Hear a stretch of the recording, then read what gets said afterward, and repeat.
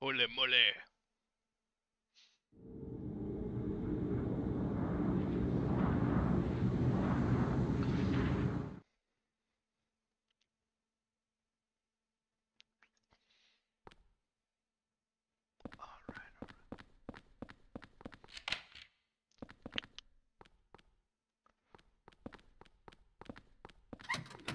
You're coming, woman.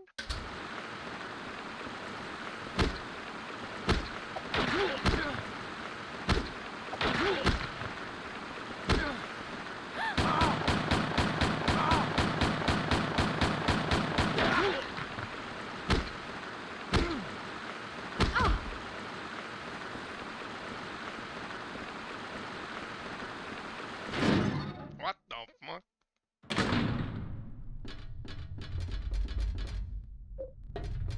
I can go down the ladder. Oh, you're just gonna. Okay.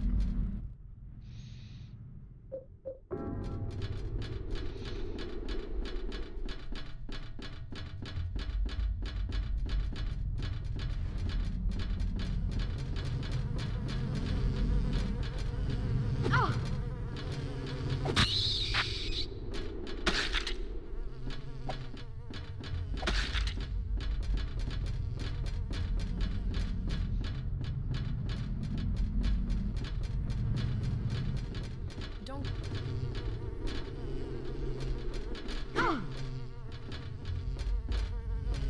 Run, Mitch!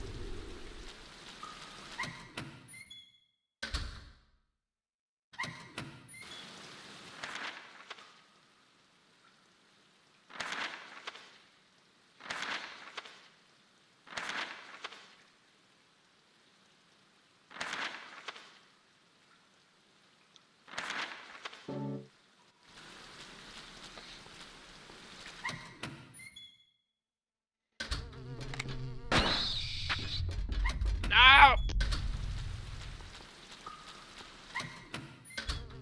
God fucking.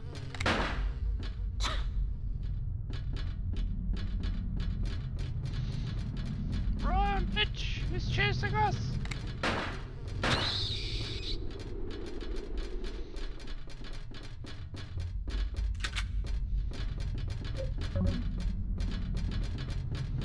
Ice cream man is coming!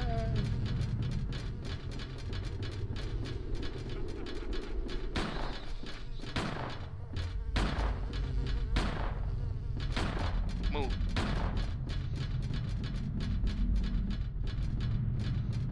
Faster.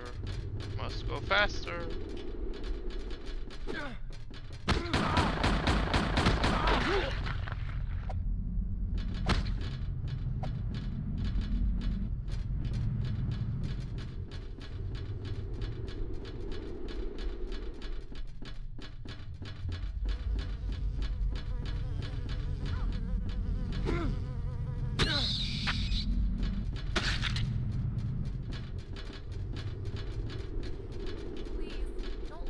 alone.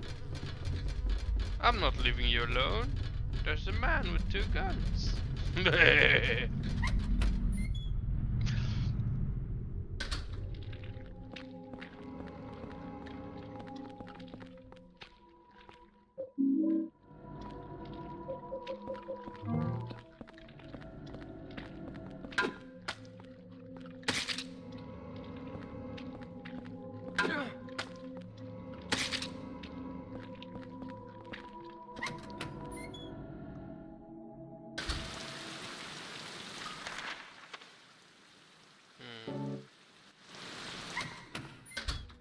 Let's just go down first.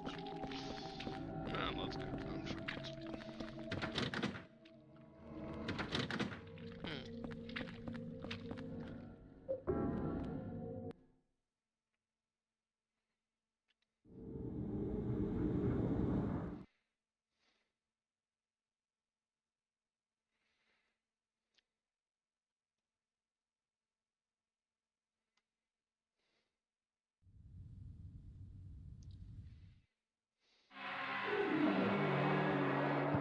I'm always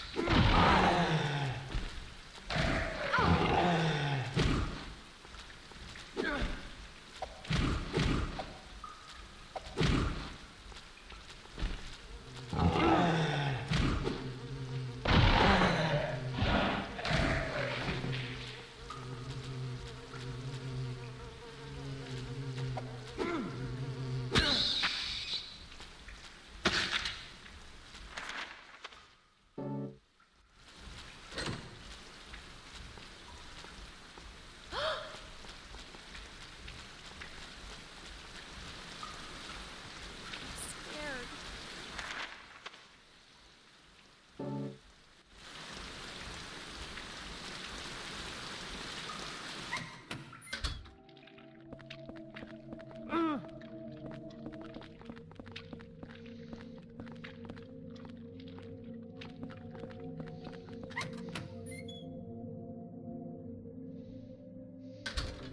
Now you follow.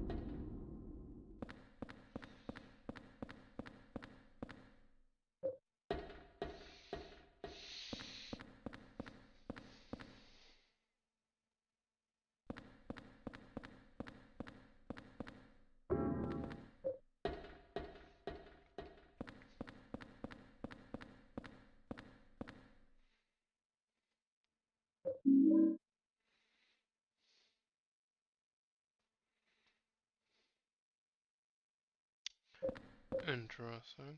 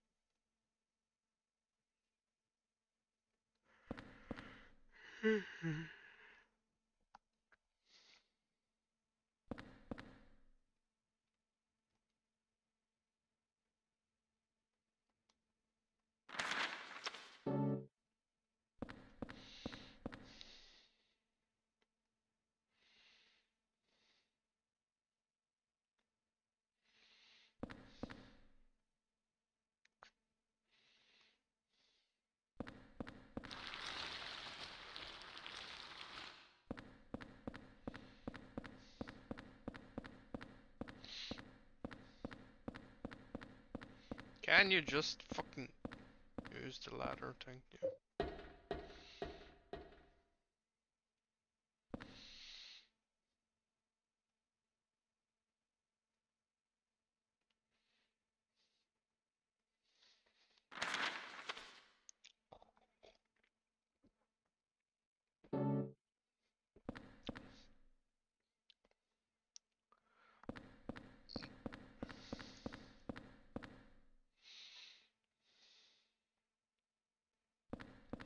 Why are you...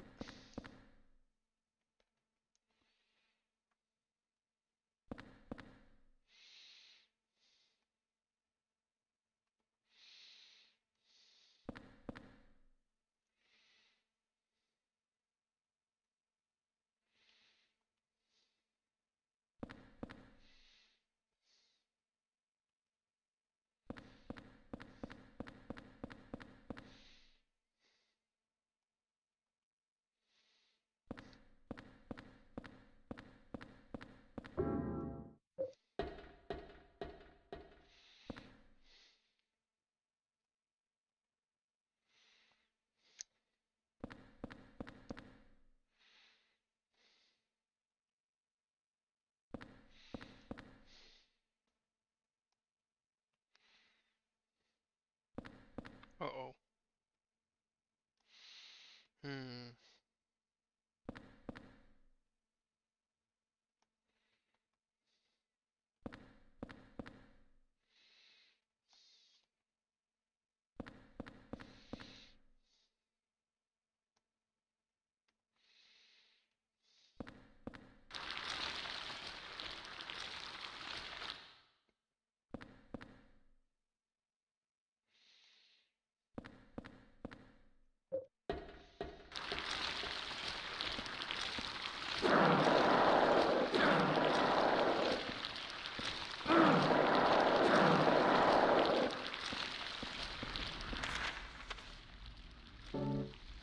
Okay, BRB.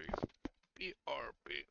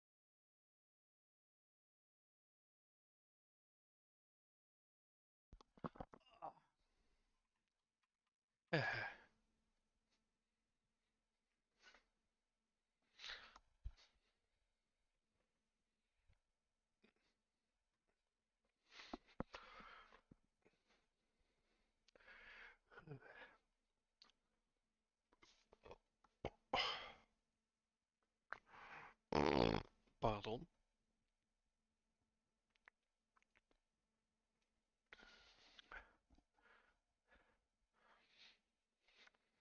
Wait, what? God damn, that was fast.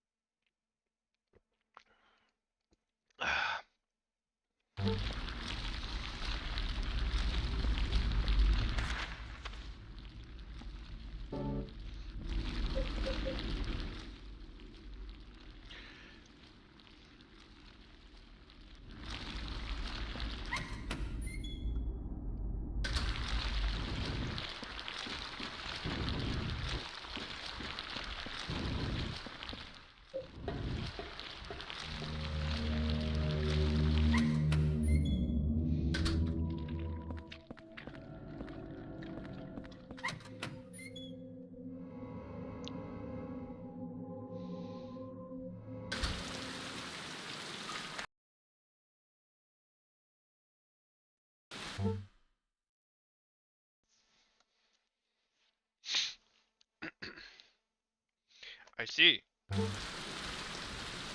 Headset was like, nope.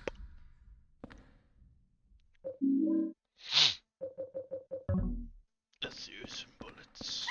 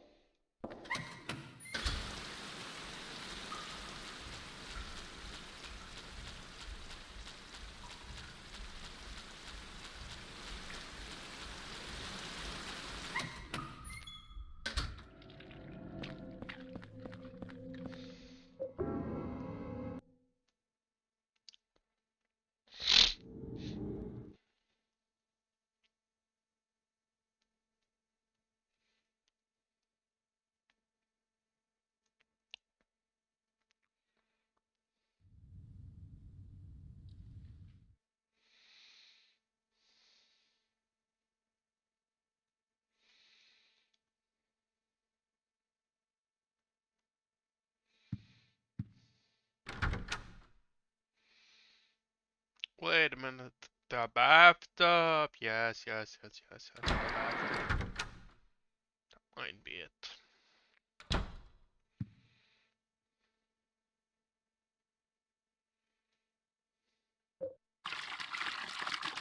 Bingo.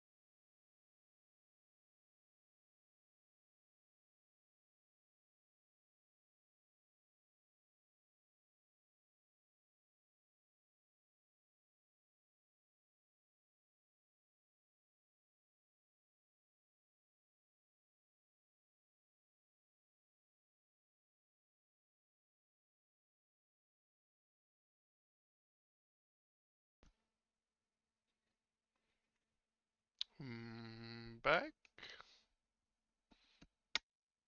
Okay, I think we're back. Second floor.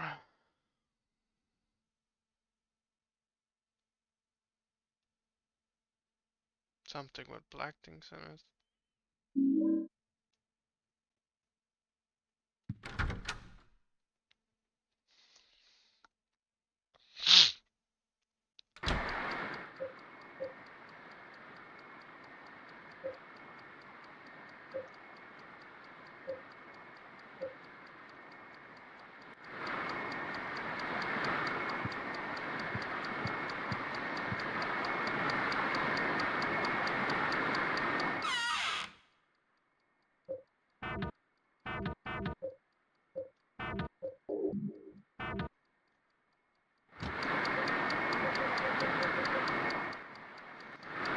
Are you shitting me? That's fucking bullshit.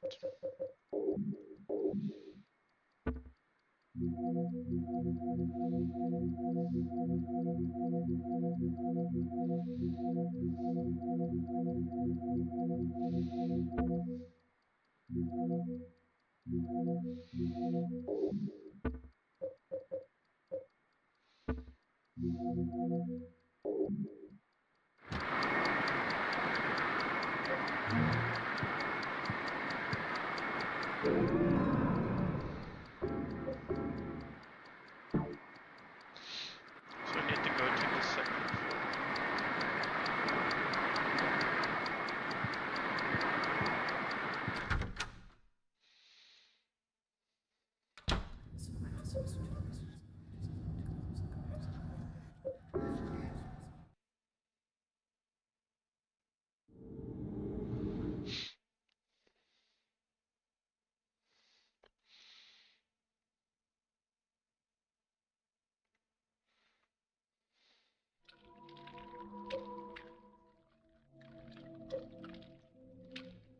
Where is Arlene? Downstairs? Yep.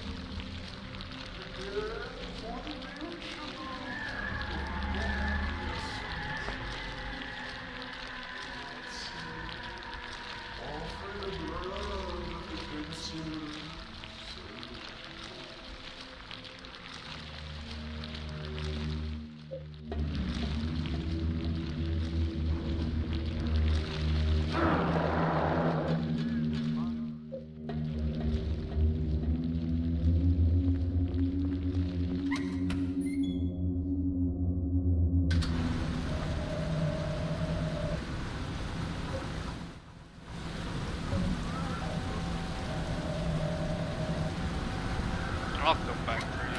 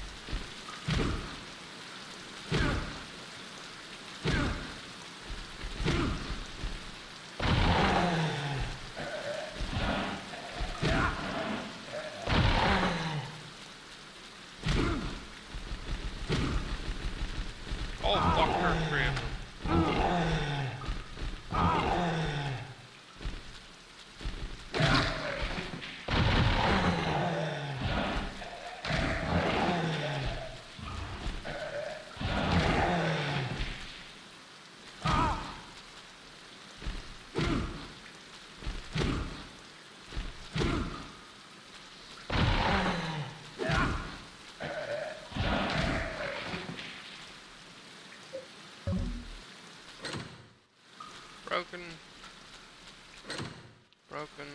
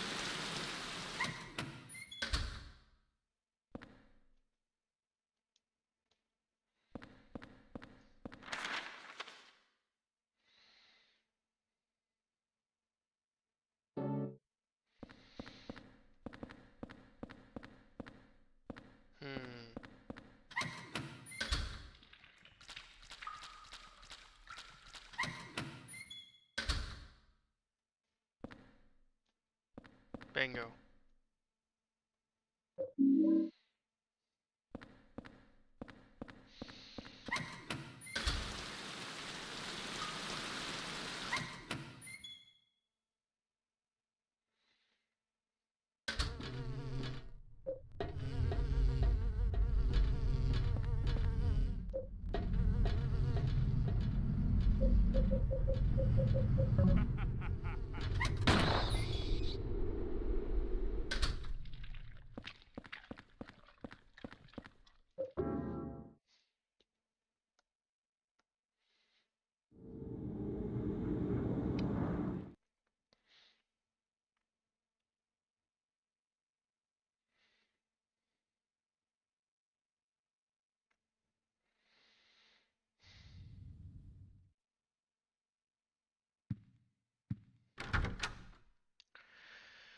I need a medkit. Do I still have one?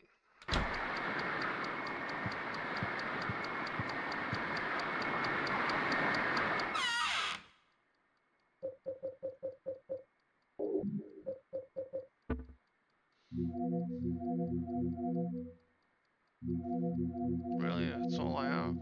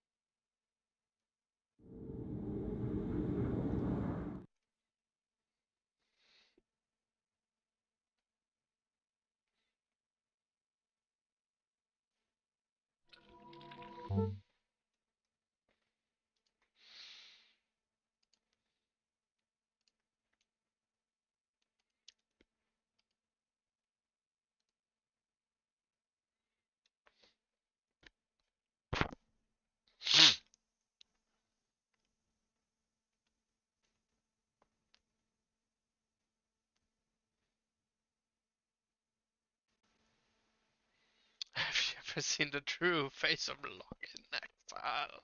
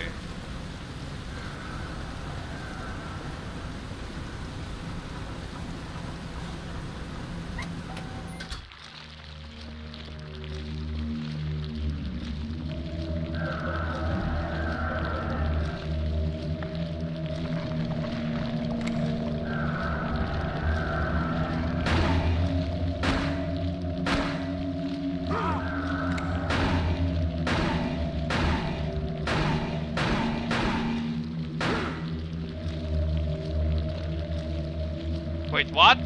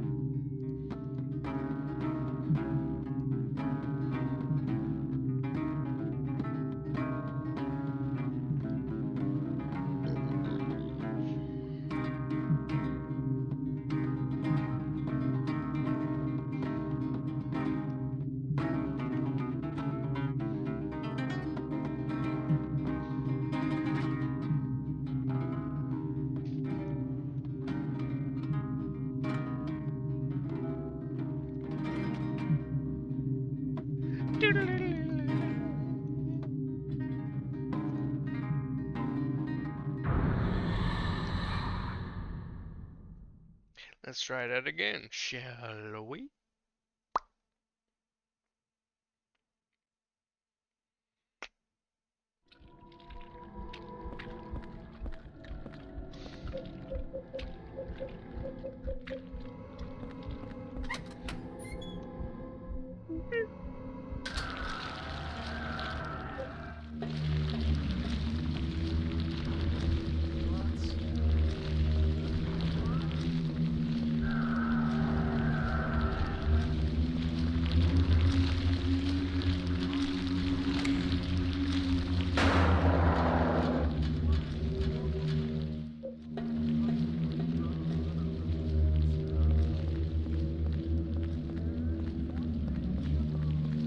Where you at, motherfucker?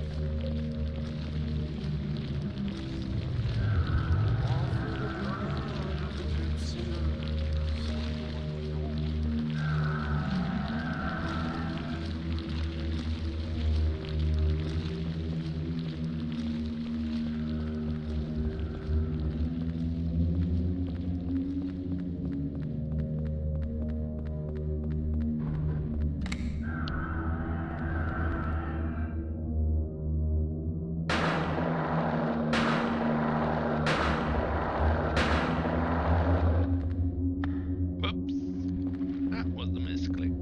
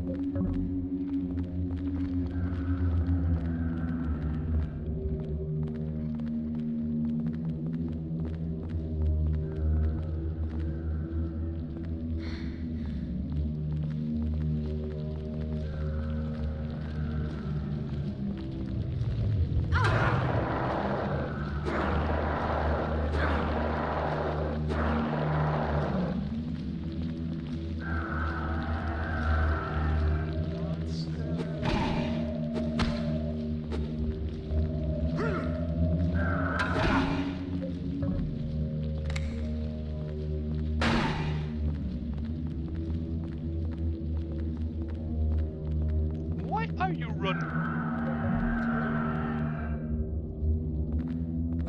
Oh Jesus, that's why.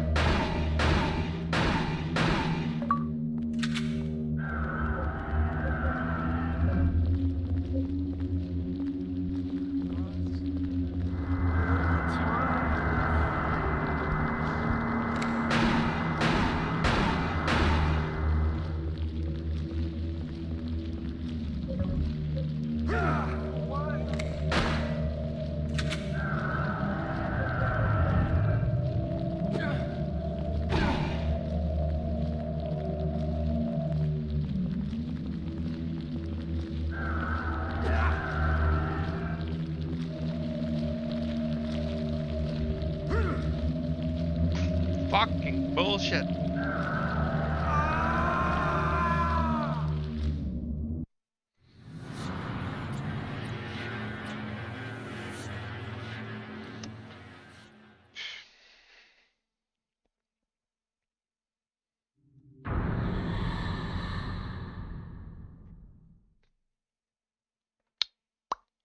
Piece of shit.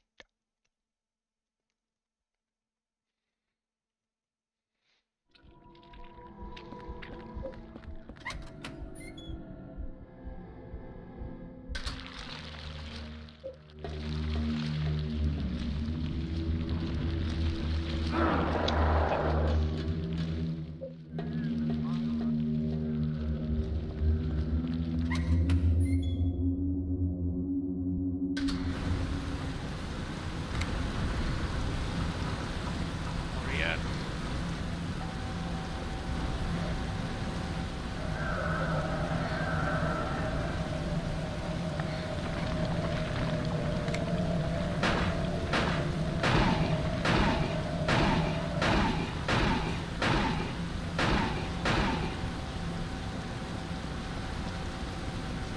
Stabby, stabby.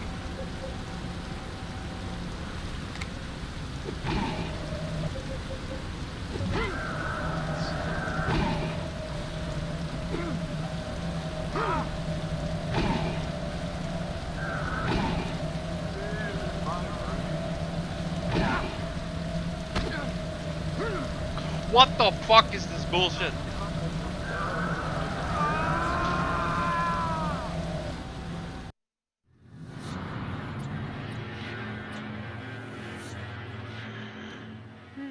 Oh, just.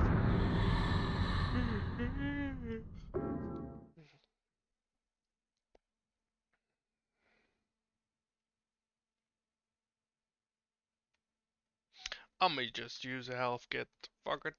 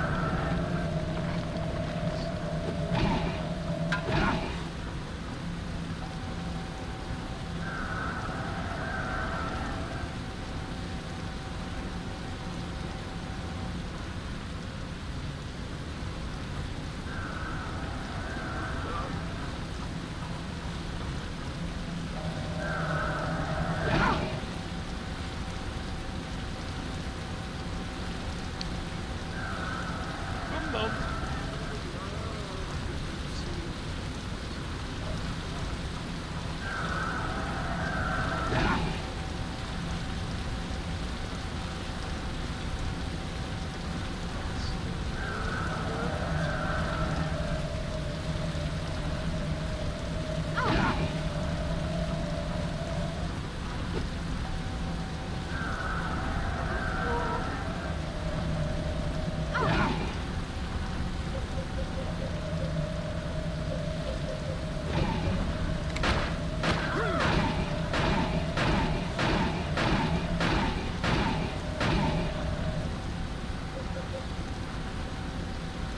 Bruh.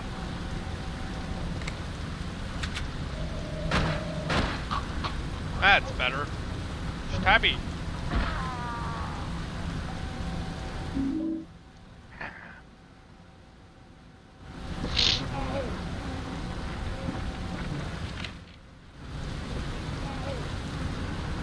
You won't know what? Give me this sword back, bastard.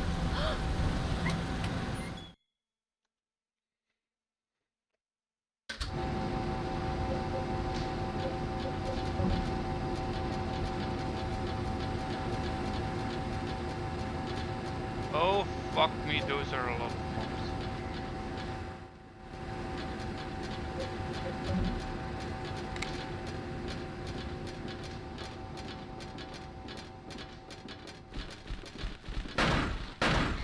This way.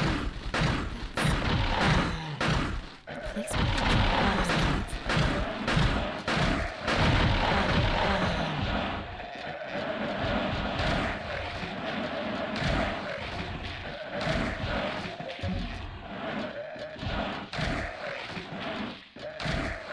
Whew.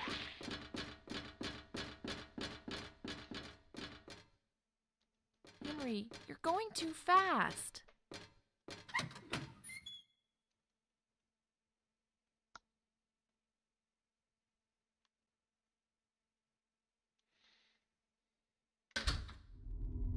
Nice.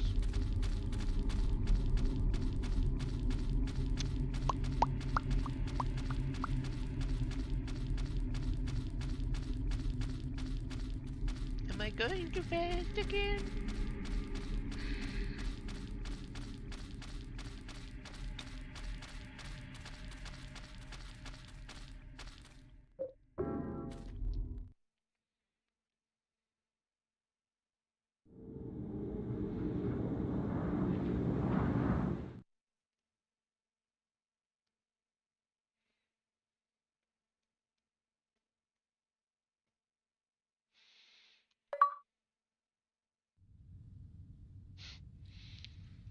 Okay then. I don't know how I did it, but I did it.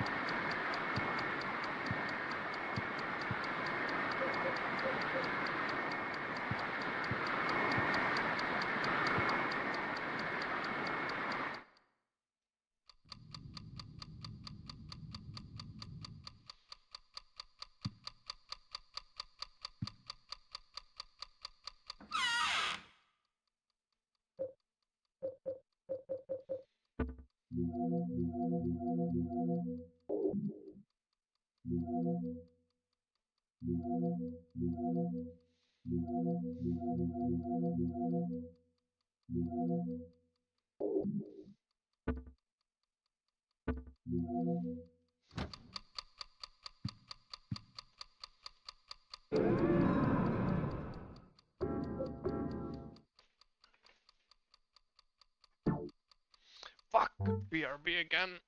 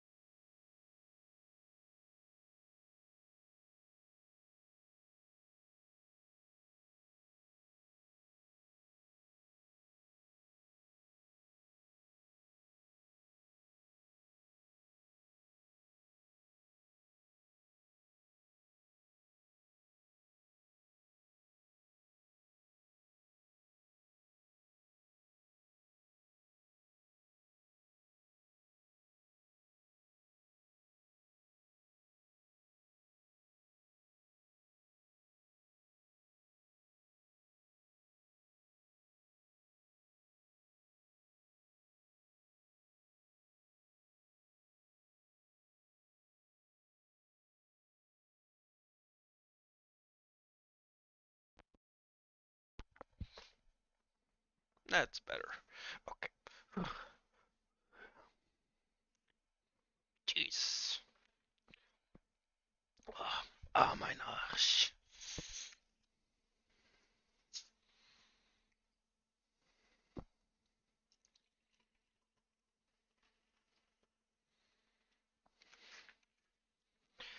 Okay.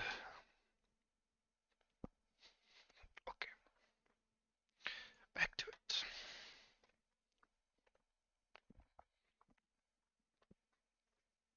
Now, extra blanket.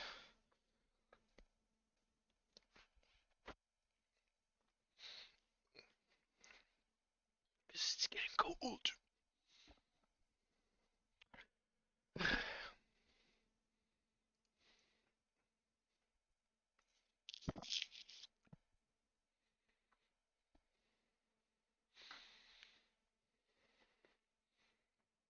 Okay. Mm-hmm.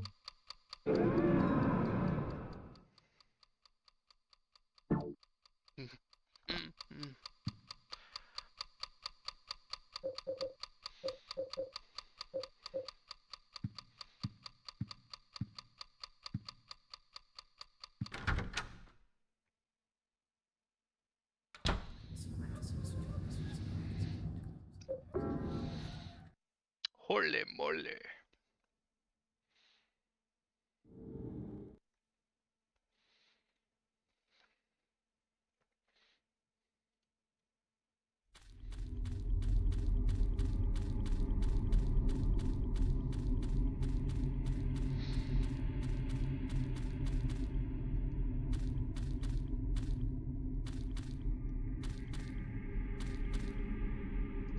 What is this place?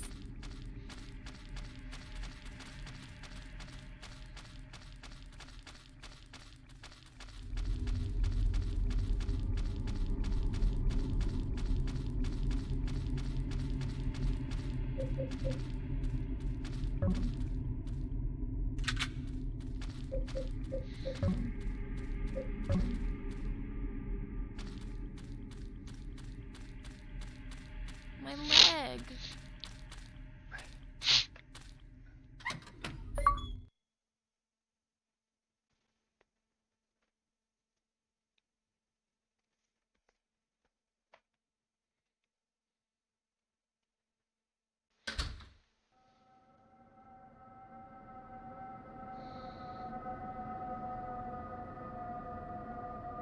Oh, apartments, yeah. Okay.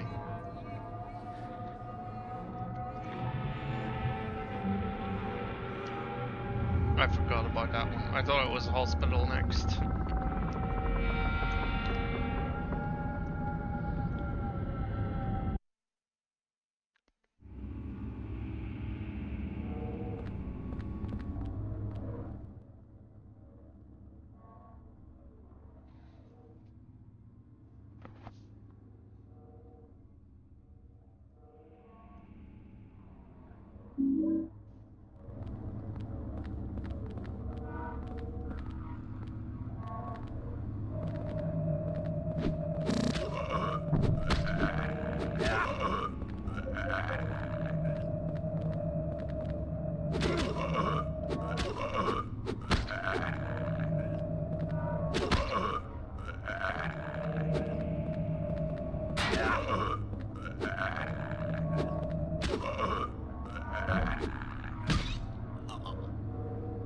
I remember this place.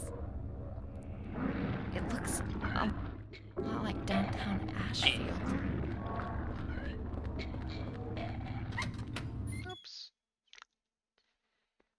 I want to be ninja.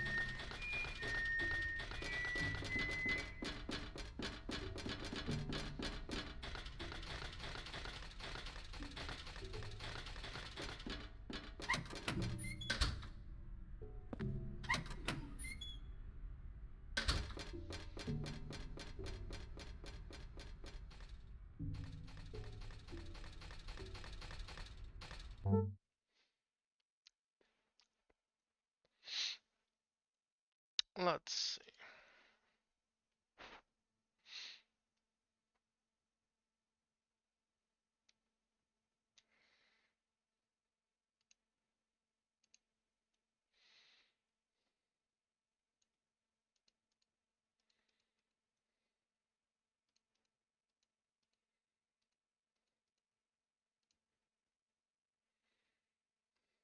Mm,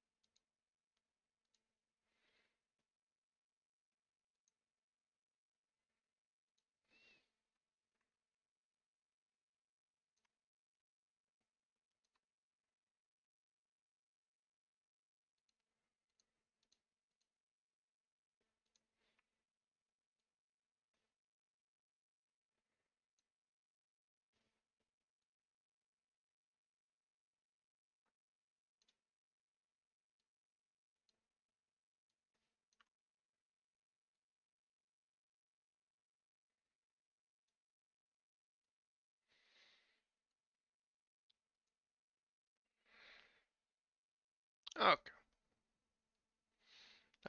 Now that we have that set up, could make it a bit bigger.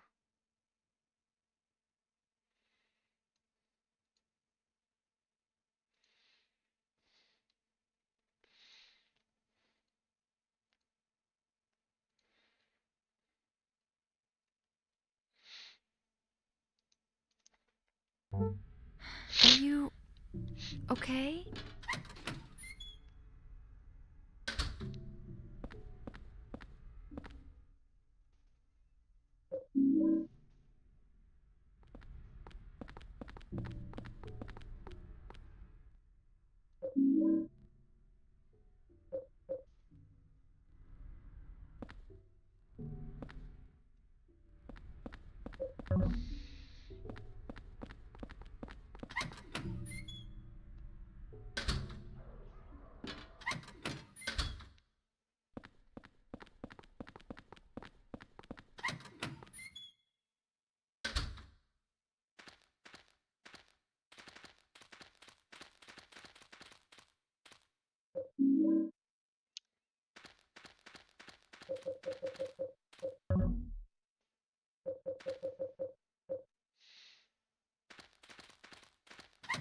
Might as well save, just to be sure.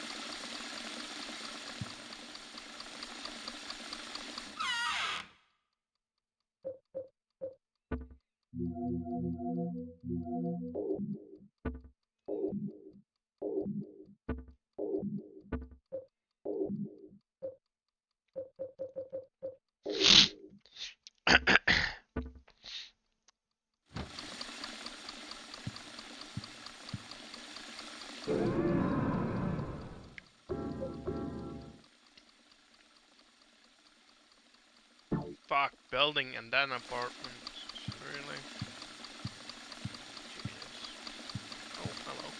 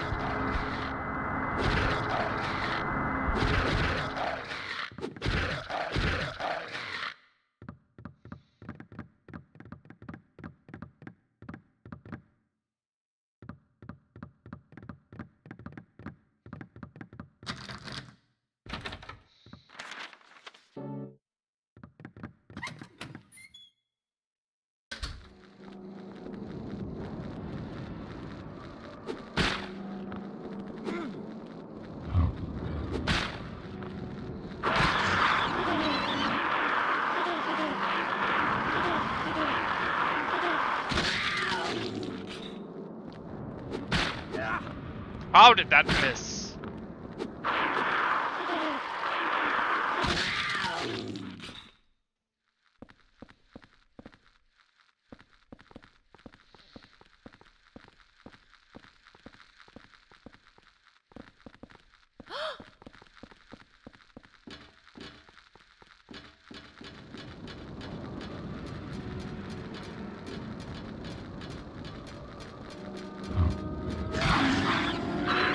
Double hit. Nice.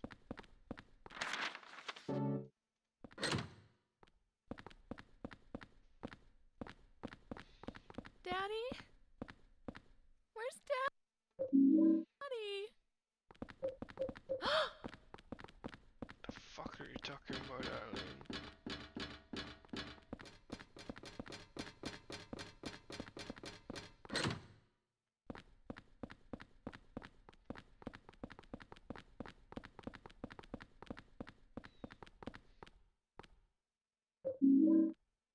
Mommy? Wake up! Let me in! What the fuck?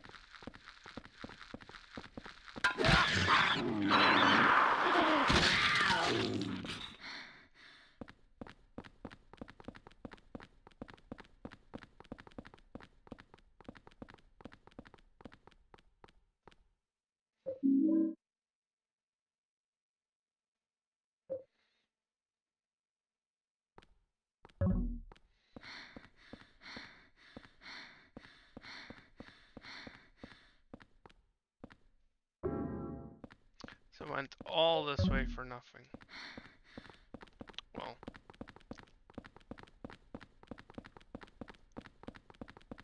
Don't go too far ahead.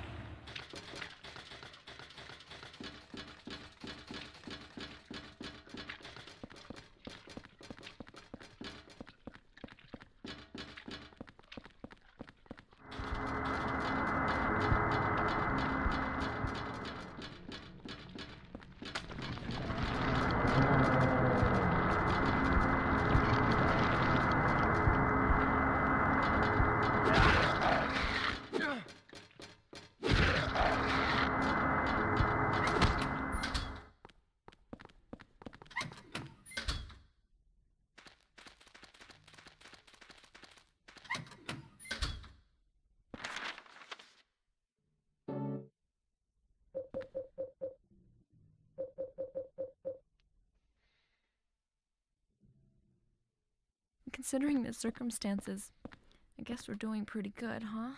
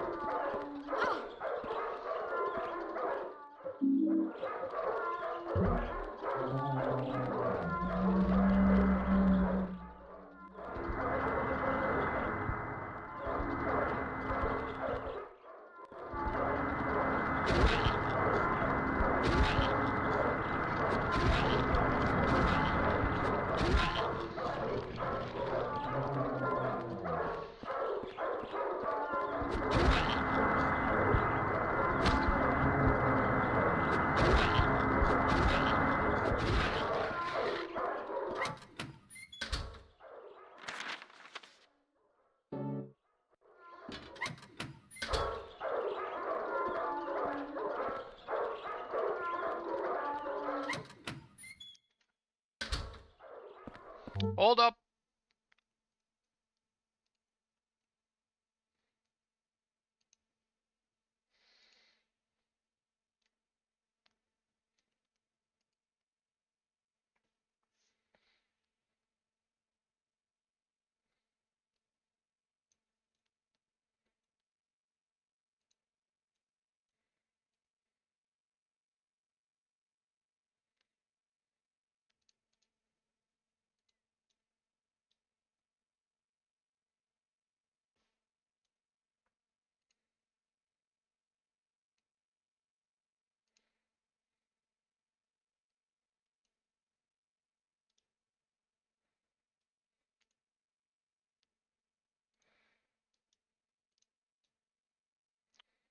Hmm.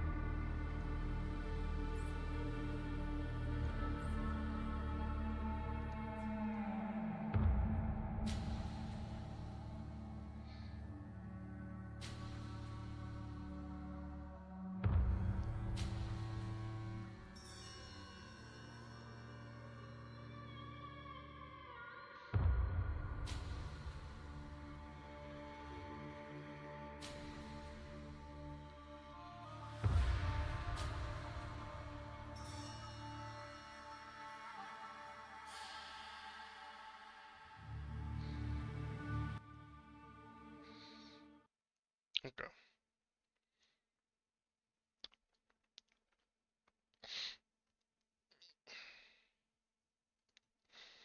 Oh.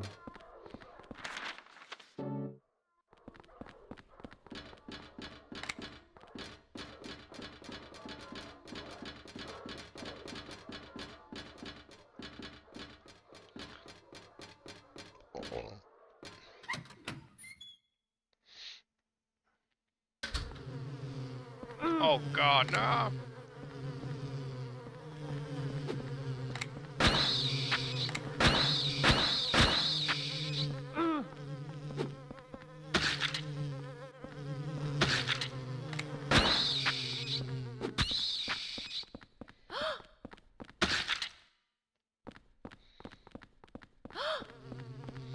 Mate, what the fuck is going on with these controls? Okay, calm.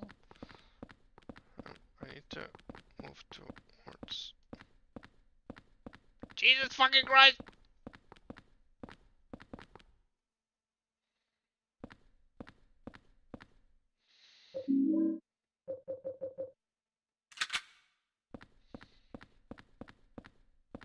Now I need to move. No, other way. What the fuck? I need to get to the clock. Where's Mommy? Shut up, woman! Gotcha.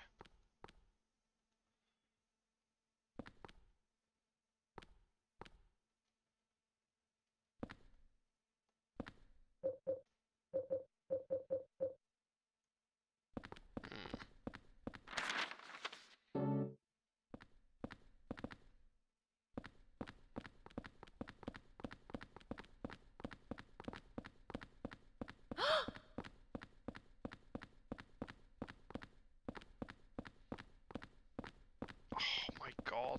These controls suck ass, Jesus Christ.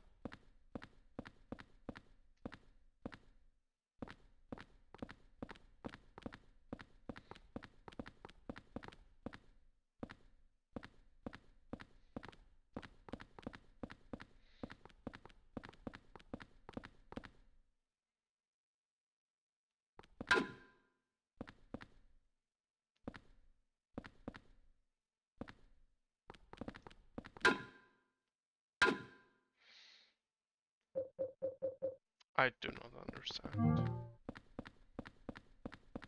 What was the point of coming here?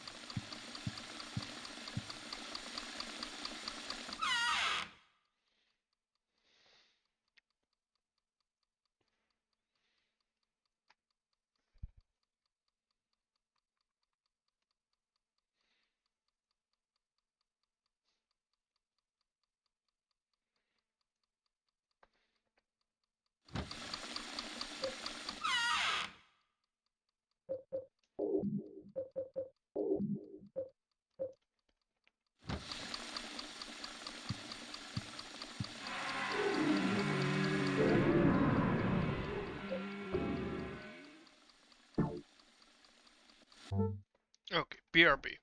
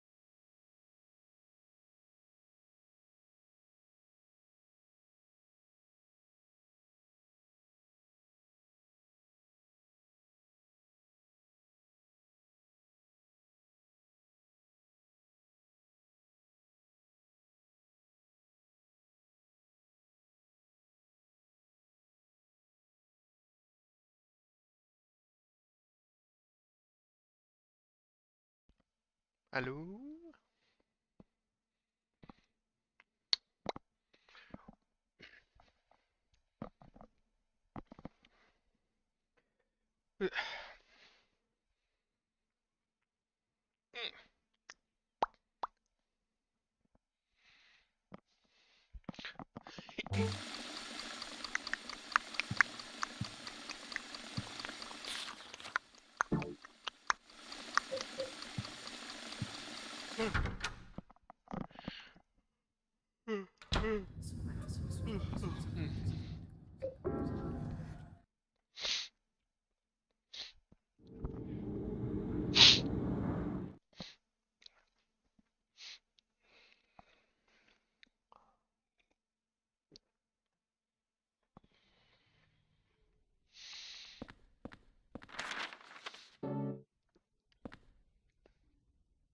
Is this really what happened to the city?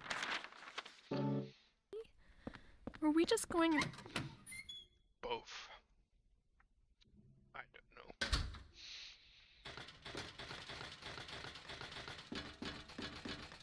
Stupid.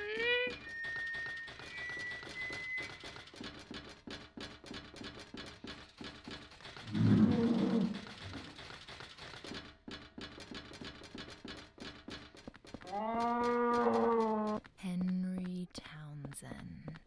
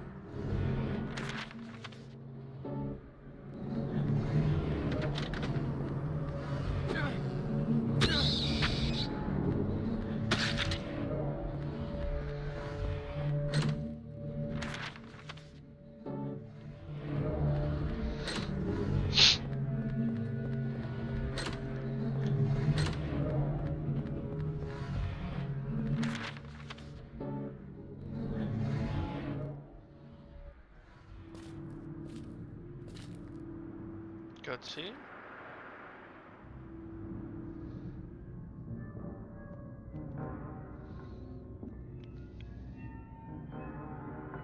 I'm going to see my mom. Stay out of my way.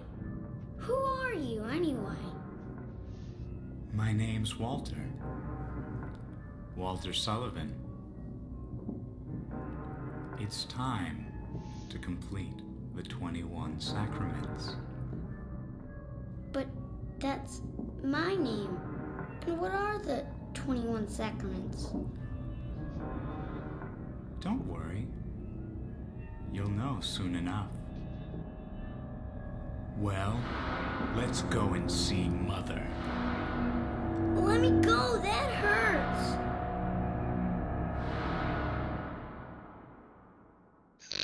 Damn. Damn.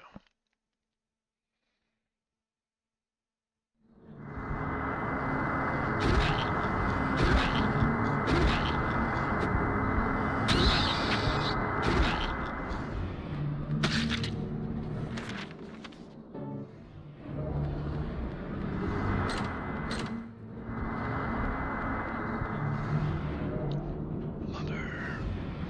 I'm coming to see you, Mother.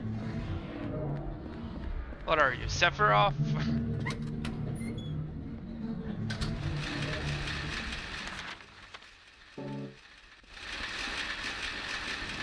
Oh god, wheelchairs.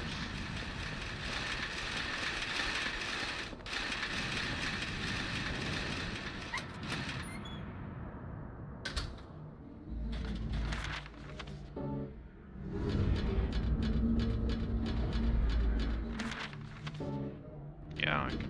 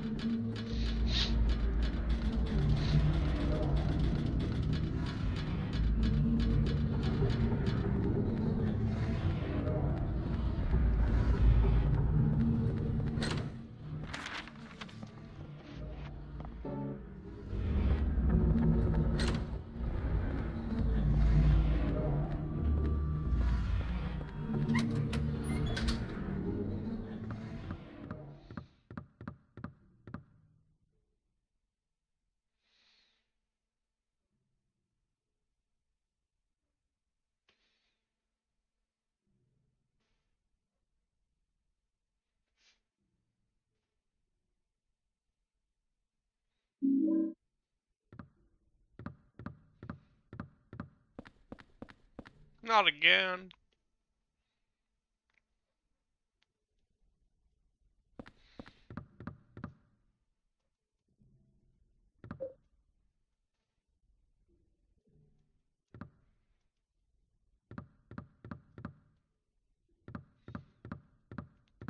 Next to me. Ooh, ooh.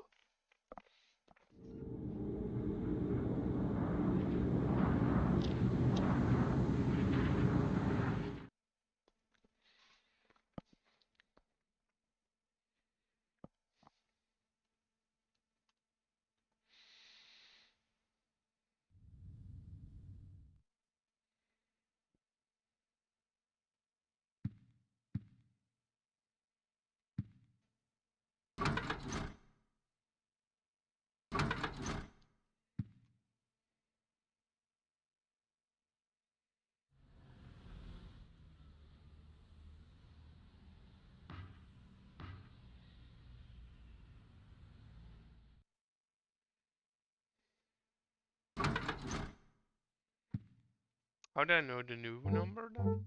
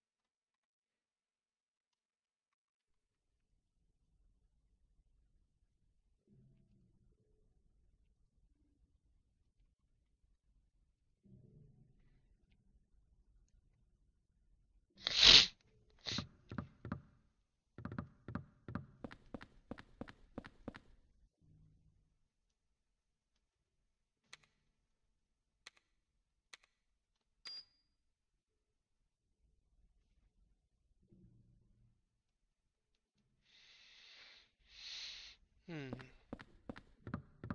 How do I know the new no?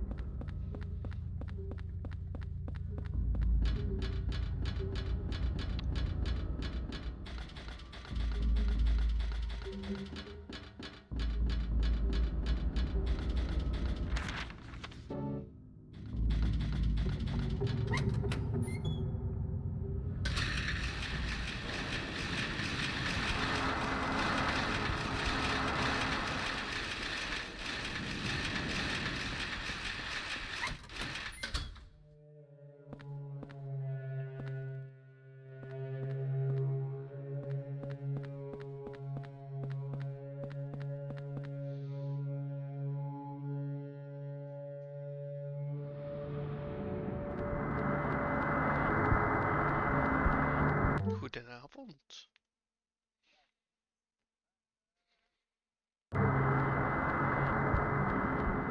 Hallo, hallo. Ja, vertel. Natuurlijk, tuurlijk. Ik kom er zo aan.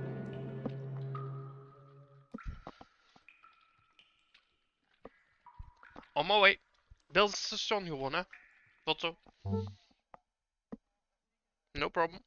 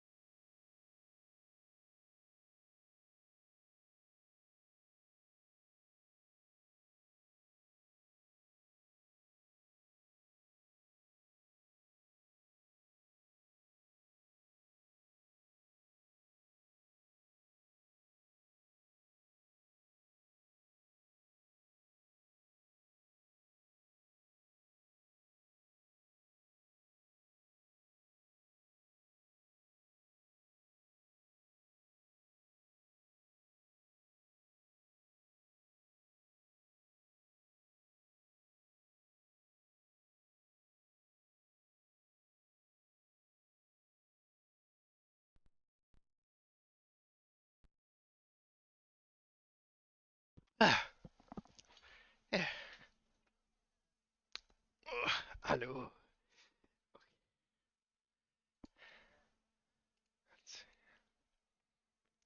No problem, man.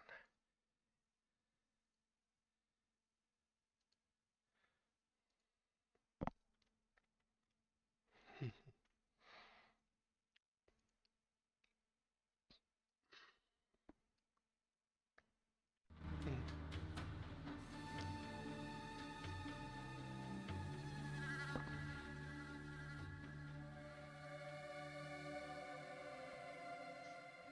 7 minutes to go. Ja, dat heb ik ook al gedaan. Dat heb ik al. Like, om 5 uur was dat al. Dat was vrij snel, ja.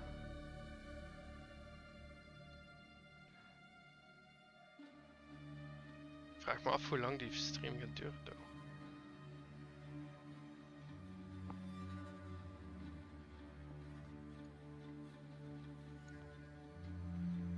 Let's see.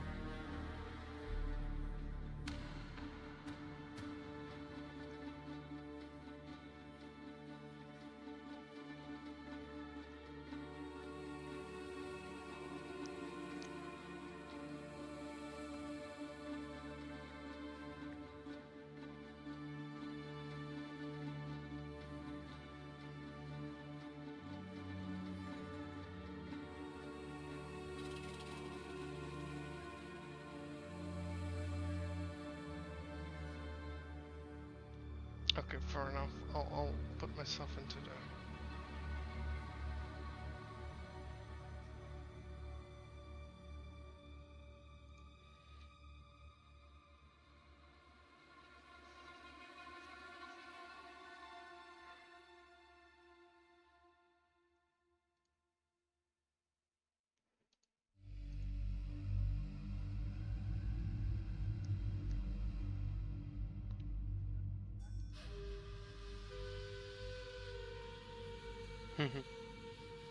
Weer?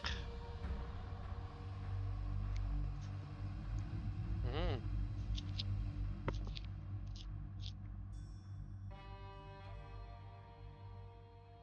En maar boter op mijn lippen smeren.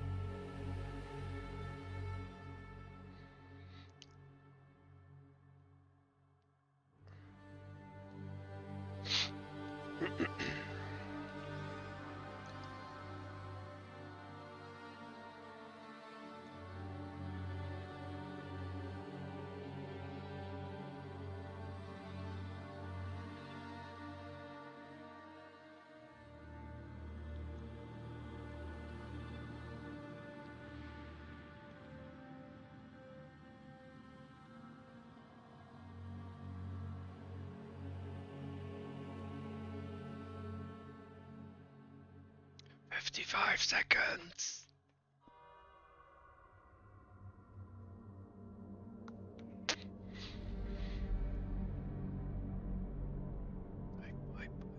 Wipe. No, temper your expectations. Was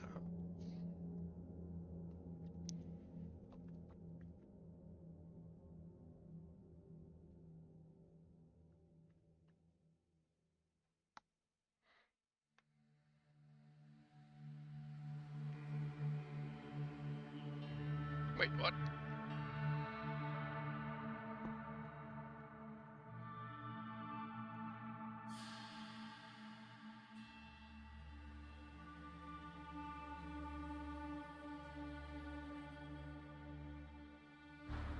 Sir, just what are we facing here? A relic of the old world.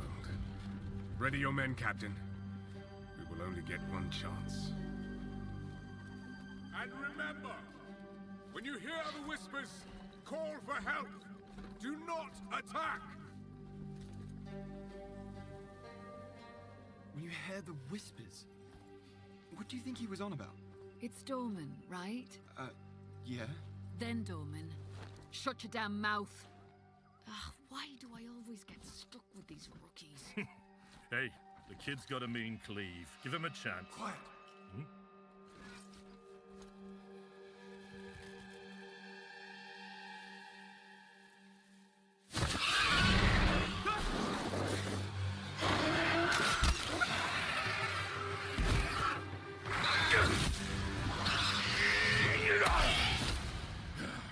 Sullen!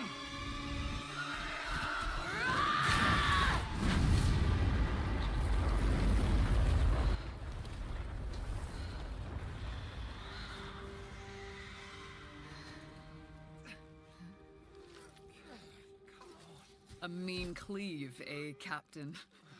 Rookie can't even lift his own sword. Captain Oren? Captain?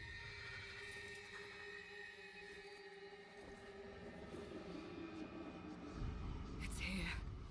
Rain! Send the signal! What the fuck? Rain! On my back will be blade up! Come on! I'm ready. I'm ready.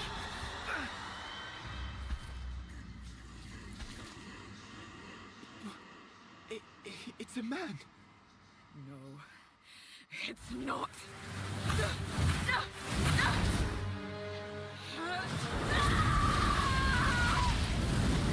So that's the sorcerer or the wizard, probably. Pyromancer.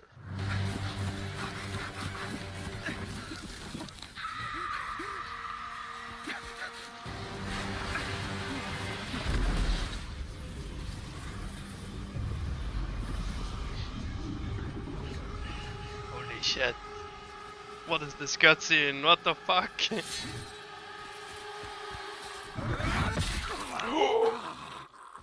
Oh shit! Captain! Captain!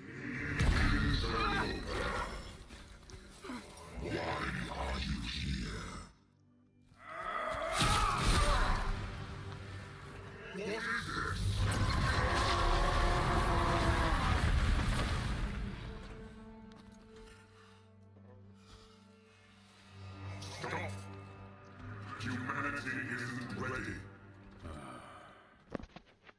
On your feet, lad. Sir, the captain, You'll be fine. Here.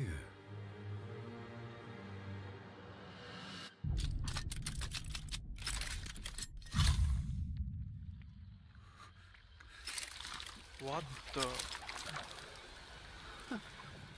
What is it?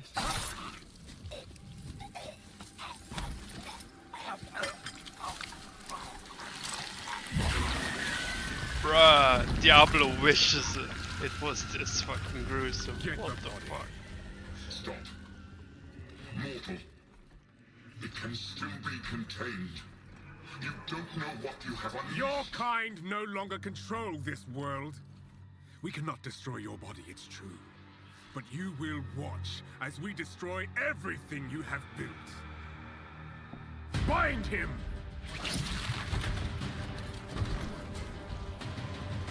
Feed. Grow, my child. I'll make sure you can eat your fill.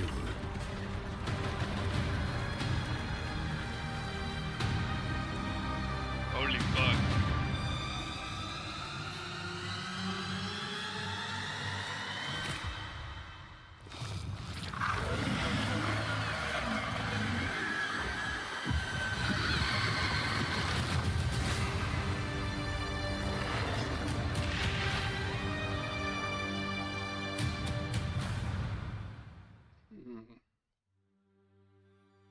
Hi, I'm Jonathan Rogers, Game Director on Path of Exile 2. Now, Path of Exile 2 is going into early access in around 2 weeks on December the 6th. But even though it's early access, this isn't just some small taste. The game is huge. In this livestream, we're going to be introducing everything you can expect. So without further ado, let's roll the gameplay trailer.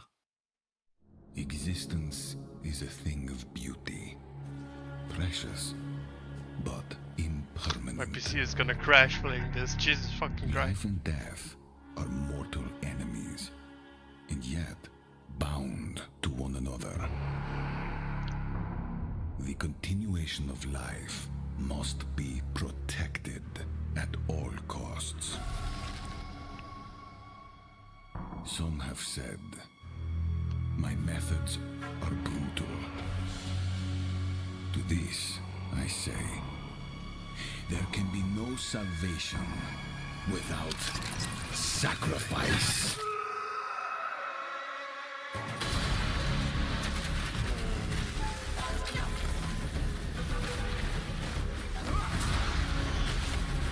Monk. Sorcerer. Warrior. Paladin. Archer. Oh. Oh. Necromancer?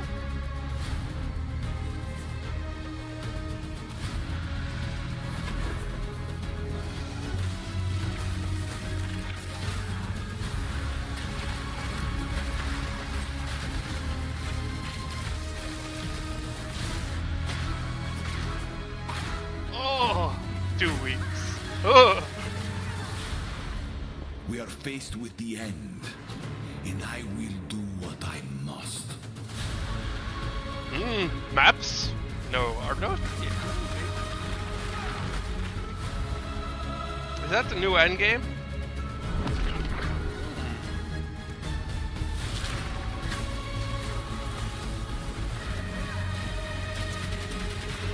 Is that a vampire class? Like what?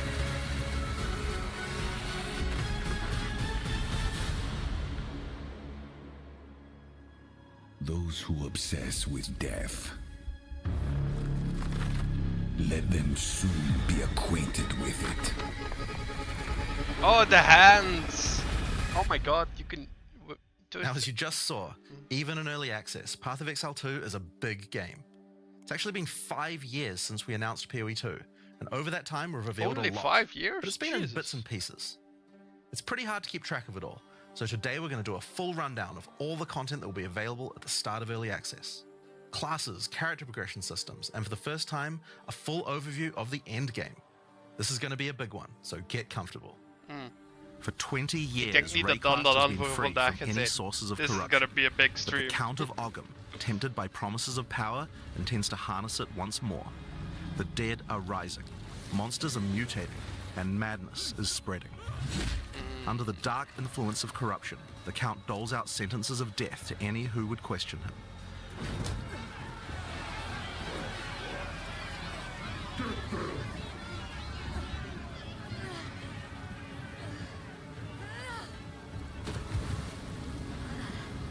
this is where you find yourself at the start of POE2. Explore the dark forests of Ogham. Traverse the barren plains. No! Stream crashed? Please! Of the Vesteri Desert. Okay. Small and F. delve into the jungle ruins of Utsal, an No! ancient Val city. There are challenging Oh god. Hear the chat. monsters, hidden rooms, lost camps and treasures, roaming merchants, and of course, unique bosses. No two areas are the same. I'm gonna just try reloading. Maybe that helps. Bonds Okay, and that uncover lost civilizations. No, it didn't help. Fuck! But first, you'll need to pick a class. Now, early access will initially have 6 classes available. Let's have a look at them. The Monk is a fast and furious melee fighter. He dashes in and out of combat and has mechanics that involve building up and keeping momentum. Like Fix your shit! Calm down.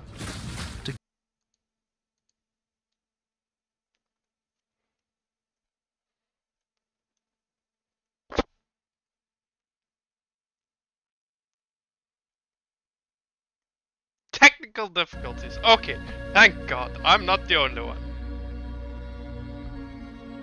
Whew. Yeah, I some fucking technical difficulties indeed. Jesus Christ.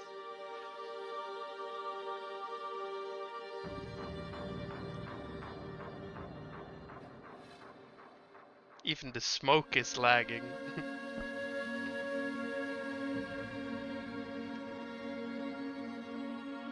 How many people are watching this?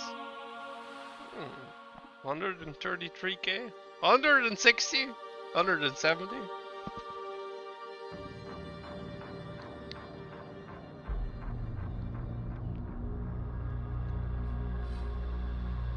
$172.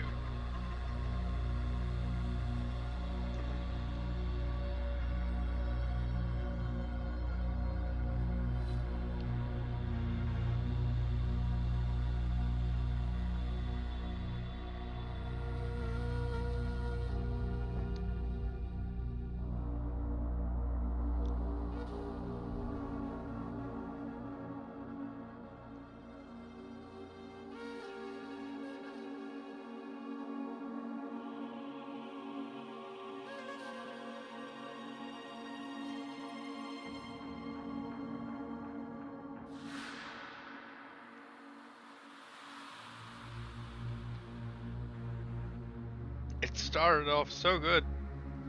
What the fuck went wrong?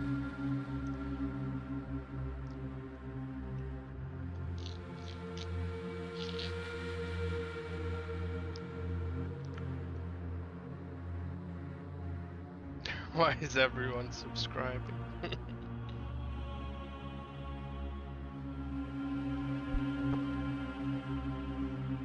Blizzard DDoS. Just what are we facing here? Wait, what? Precious. This is just a pre-recorded power video. Intends to harness. There are 21 active skills for quarterstaves, so this just scratches the surface of the options that you have. By endgame, you'll be dashing from pack to pack, spewing where you find yourself at the start of POE2. Okay, that's better. Explore the dark forests of Ogham. Traverse the barren plains of the Vesteri Desert, and delve into the jungle ruins of Utsal, an ancient Val city. There are challenging monsters, hidden rooms, lost camps and treasures, roaming merchants, and of course, unique bosses. No two areas are the same. It falls to you to track down the seed of corruption, the source of all this devastation. On the way, you'll face fearsome monsters, meet strange characters, forge unlikely bonds, and uncover lost civilizations. But first, you'll need to pick a class. Okay, monk. Now, early access will initially have 6 classes available. Let's have a look at them. The Monk is a fast and furious melee fighter. He dashes in and out of combat and has mechanics that involve building up and keeping momentum. Like all classes in POE2, you'll want to use a wide variety of skills to mix and match different combos. To get new skills, you will first need to find skill gems. Using a skill gem will open the gem cutting menu, which shows all the active skills available in POE2. You can choose an existing skill to level up, or choose to engrave a new one. Since this is a level 7 skill gem, even if you pick a new skill, it will immediately be level 7, so there's no harm in trying out something new. The monk primarily uses the quarterstaff. There are 3 schools of martial arts: lightning, ice, and wind. But don't think you have to stick to just one. The best combos are going to involve mixing elements of all 3. Let's try Killing Palm. Like many monk skills, this can be used to quickly take advantage of a specific situation. If there's an enemy on low life, you can use Killing Palm to dash to them and kill them instantly. This will provide a power charge. Then we could use a different skill to consume that power charge for a much more devastating attack. The monk also has powerful combo skills. Tempest Bell, for example, is a skill that places a giant resonating bell. Hitting the bell causes it to ring, dealing damage to all enemies around it. You can also do things like freeze or shock the bell, which will add elemental damage to the strikes. The monk also has a variety of abilities to empower his staff. If an enemy is close to being stunned, you can use Staggering Palm to punch them down. After that, any attack you do will shoot out wind projectiles. There are 21 active skills for quarterstaves, so this just scratches the surface of the options that you have. By endgame, you'll be dashing from pack to pack, spewing projectiles and obliterating screens of enemies with huge combo attacks. Now, if you like a style of melee that's a little slower but hits much harder, then the warrior is for you. He pounds the ground with big chunky attacks and can shrug off the hits of small enemies with large amounts of armor. Even though the mace slams are slow, you never lose control. Longer attacks can be retargeted as you go, and if you find yourself committed to a long attack, you can dodge roll out of it at any time. Among the skill option for maces, you will find a variety of slams, fire attacks, war cries, and shield skills. Here, I'm going to slam the ground, rending it apart with lines of fire. Any slam skill will then cause these fissures to erupt with lava. I can even run through them with a skill like Stampede to do huge amounts of damage. The warrior can also use war cries, which can empower your next skill. Seismic Cry, for example, will double any slams from your next attack. The Stampede counts as a slam, so I can double that for even more craziness. If you want to go a little faster and be a little more defensive, equip a shield. In POE2, you can raise your shield at any time to block all damage from the front, even spells. While holding up your shield, your stun meter will build as you take damage, so be careful. If it reaches 100%, your stance will break and you will be vulnerable. Some enemies also have unblockable attacks, which are indicated by this red flash. If you see one of these coming, make sure to dodge out of the way. Using a shield also gives you access to shield skills, like Shield Charge, which allows you to charge towards enemies and stun them. While charging, you're also blocking the whole time, so you have full damage immunity from the front. The warrior also has access to totems. Some totems have built-in abilities, like Shockwave Totem, which can be placed to stun nearby enemies and trigger aftershocks like those from the earthquake. But you can also get Ancestral Warrior Totems, which allow you to use any slam skill in your repertoire. This is a meta skill, which means that it's a skill you can put other skills into. I can take a slam like Sunder and socket it into my Ancestral Warrior Totem. Now when I summon him, he'll sit there and slam the monsters from a distance. There are 20 active skills for maces, so there's a lot more to try out, but by endgame you're going to be dropping hammers from the sky, leaping fearlessly into combat, and separating the very earth you stand on. Time for some ranged attacks. The ranger is primarily about the bow, but we wanted to make sure that she feels agile as well. In POE2 you can shoot while moving. Combined with all the skills the ranger has that allow you to jump around, you'll have a lot of mobility in combat. Bow skills have a variety of lightning, poison, ice, and physical attacks. Lightning attacks bounce around between targets. You can also stick lightning arrows in the ground which explode when hit by the bouncers, or electrocute enemies to take them out of combat. Ice attacks allow you to slow and freeze enemies to keep them away from you. Using poison, not only can you slowly damage your enemies from afar, but also grow some interesting plants. With 21 bow skills and all the mobility and combo tools the ranger has, you can take advantage of every situation. By endgame, you'll be creating hundreds of arrows, be they falling from the sky, bouncing around between enemies, or spraying out of tornadoes. You might have noticed in the bottom left of the screen that the flask slots look a little different. In POE2 you have one dedicated life flask slot and one mana flask slot. Flasks gain charges as you kill enemies, and typically allow you to heal 6 or 7 times if they're full. But that's not the only thing you can use charges for. Charms are a new item type that will automatically defend you from various debuffs or damage types. Having trouble with getting frozen? Equip a thawing charm. When it's fully charged, it will make you immune to freeze for 3 seconds if you get frozen. To recharge them, just kill more monsters. You can gain more slots for charms by upgrading your belt. The mercenary wields a crossbow that can be loaded with different ammo types, offering versatility, power, and mobility. All classes in Path of Exile 2 can be controlled with WASD, which makes this class play exactly like a shooter. For the crossbow, you will find skills that work like shotguns, sniper rifles, assault rifles, and even grenade launchers. But not only that, there are a wide variety of more interesting elemental ammos too. It's very fast to switch between ammo types, so long as you already have them loaded, which makes the mercenary able to combo abilities together for devastating effect. Use Glacial Bolt to create walls of ice to separate enemies, then switch to fragmentation rounds to explode the ice, dealing massive AoE damage. If I come across an armored enemy, I could use armor-piercing rounds to break their armor, and then high-velocity rounds to take them down. Or perhaps I could fire a gas grenade to poison enemies before detonating the cloud with an explosive shot for massive damage. If you want to call in some suppressing fire, you can summon artillery ballistas. These have a minimum range, so you'll want to prepare your position carefully before moving in. There are 22 active skills for crossbows. By endgame, you'll be calling destruction down from the sky as you litter the battlefield with grenades and pepper your enemies with your automatic shotgun. If you're looking to take a backseat and let your minions do the work, then the Witch should be your choice. She can call forth hordes of undead monsters to fight for her, while casting powerful chaos spells that debilitate her enemies. Occult skills are some of the most varied in the game, with skeletons, noxious spells, specialty minions, curses, and sacrificial magic. Before we talk about minions, we'll have to talk about a new resource in Path of Exile 2 called Spirit. This is a Spirit Gem, which allows you to pick from a range of persistent skills. All classes have a variety of these skills which can add some very interesting effects, like Arctic Armor, which does cold damage to enemies that hit you, or Raging Spirits, which summon fiery skulls each time you cast a fire spell. For the Witch though, we'll want to be using our Spirit to create permanent minions. These minions will be revived automatically when they die, so you don't have to worry about resummoning them all the time. Here I'm using the skill screen to allocate which minions I would like in my horde. You can see the spirit cost of each one. Skeletal warriors are cheap but weak, useful for tanking damage and distracting enemies. But I want more heavy hitters in my army, so I'm going to unsummon some warriors and instead add skeletal arsonists.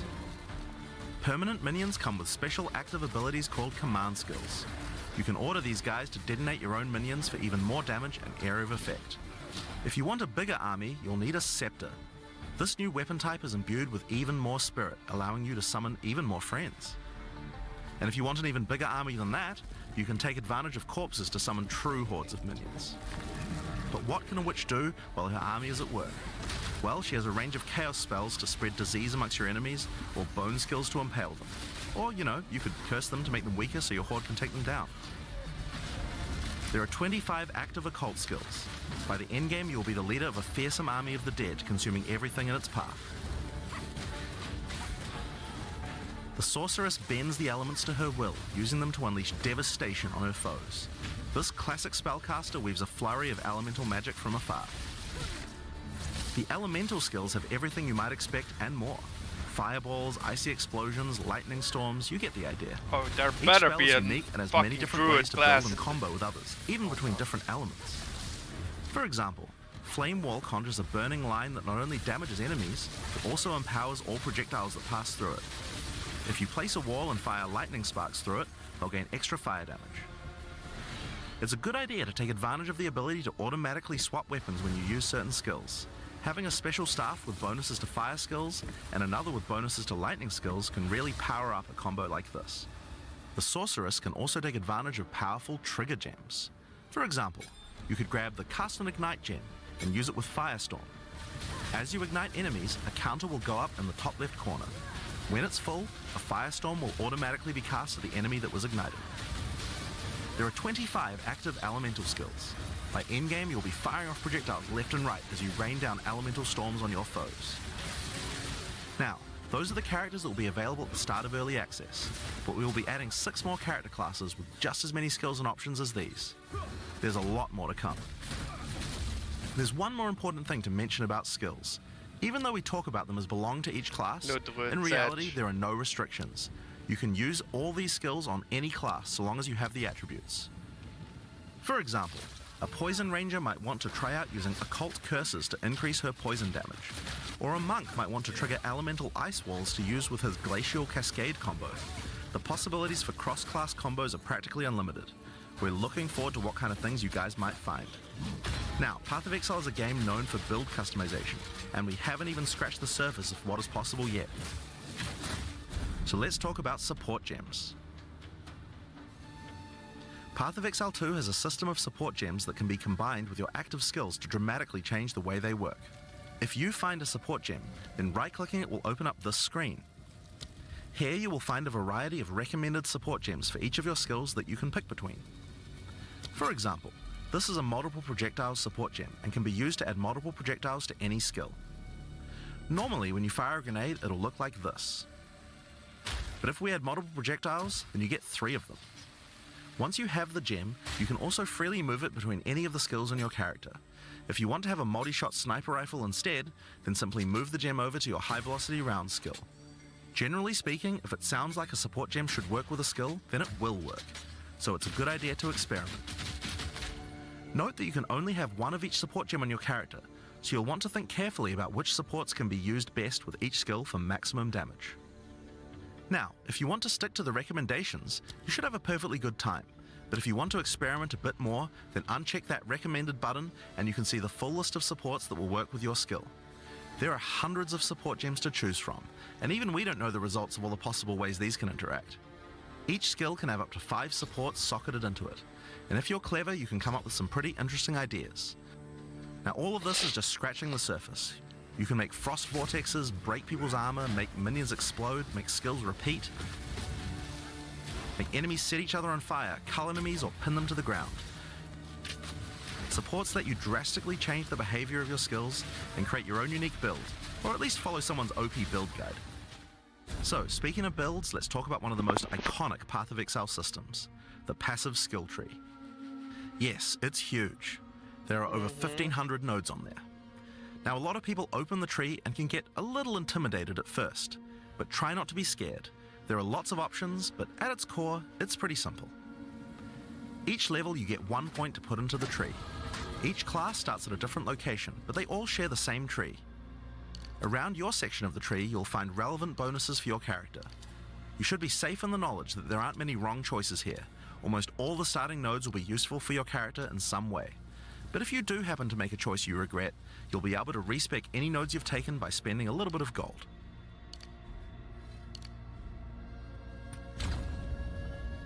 Now, the tree is generally divided up into clusters which have similar themes. In each cluster you will find small nodes that give simple bonuses like increased damage, but the real power comes from notables. Notables normally have much more interesting bonuses, and they tend to care a lot more about how your build works and what skills you're using. For example, in the mercenary area of the tree, this one gives a 25% chance for crossbow skills to not consume a bolt. And here's one that gives grenades a chance to blow up a second time.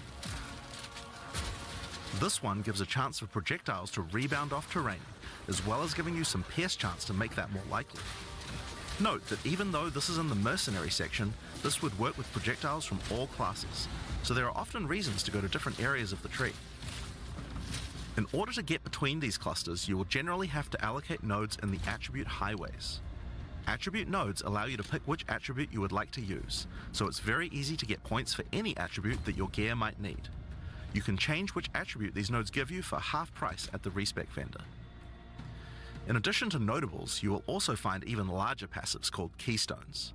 Keystones have both an upside and a downside, and often require changing your entire build to design around them. A great example is Giant's Blood, which allows you to wield 2-hand weapons in a single hand, but doubles the attribute requirements of them. You can use a two-hand mace with a shield or even dual wield them. Or how about Mind Over Matter, which makes all damage go to your mana pool first before your life pool, but you lose 50% of your mana regen. Skills like these can be tough to build around, but if you're up for the challenge, they can be very rewarding. As we showed you earlier on the Sorceress, you can swap between weapon sets on the fly as you use certain skills. One of the new features in Path of Exile 2's passive tree is that you can choose to have your passive tree change as you switch between weapon sets to take advantage of specific bonuses on the tree. For the Sorceress, you might want to change between fire and lightning specialization.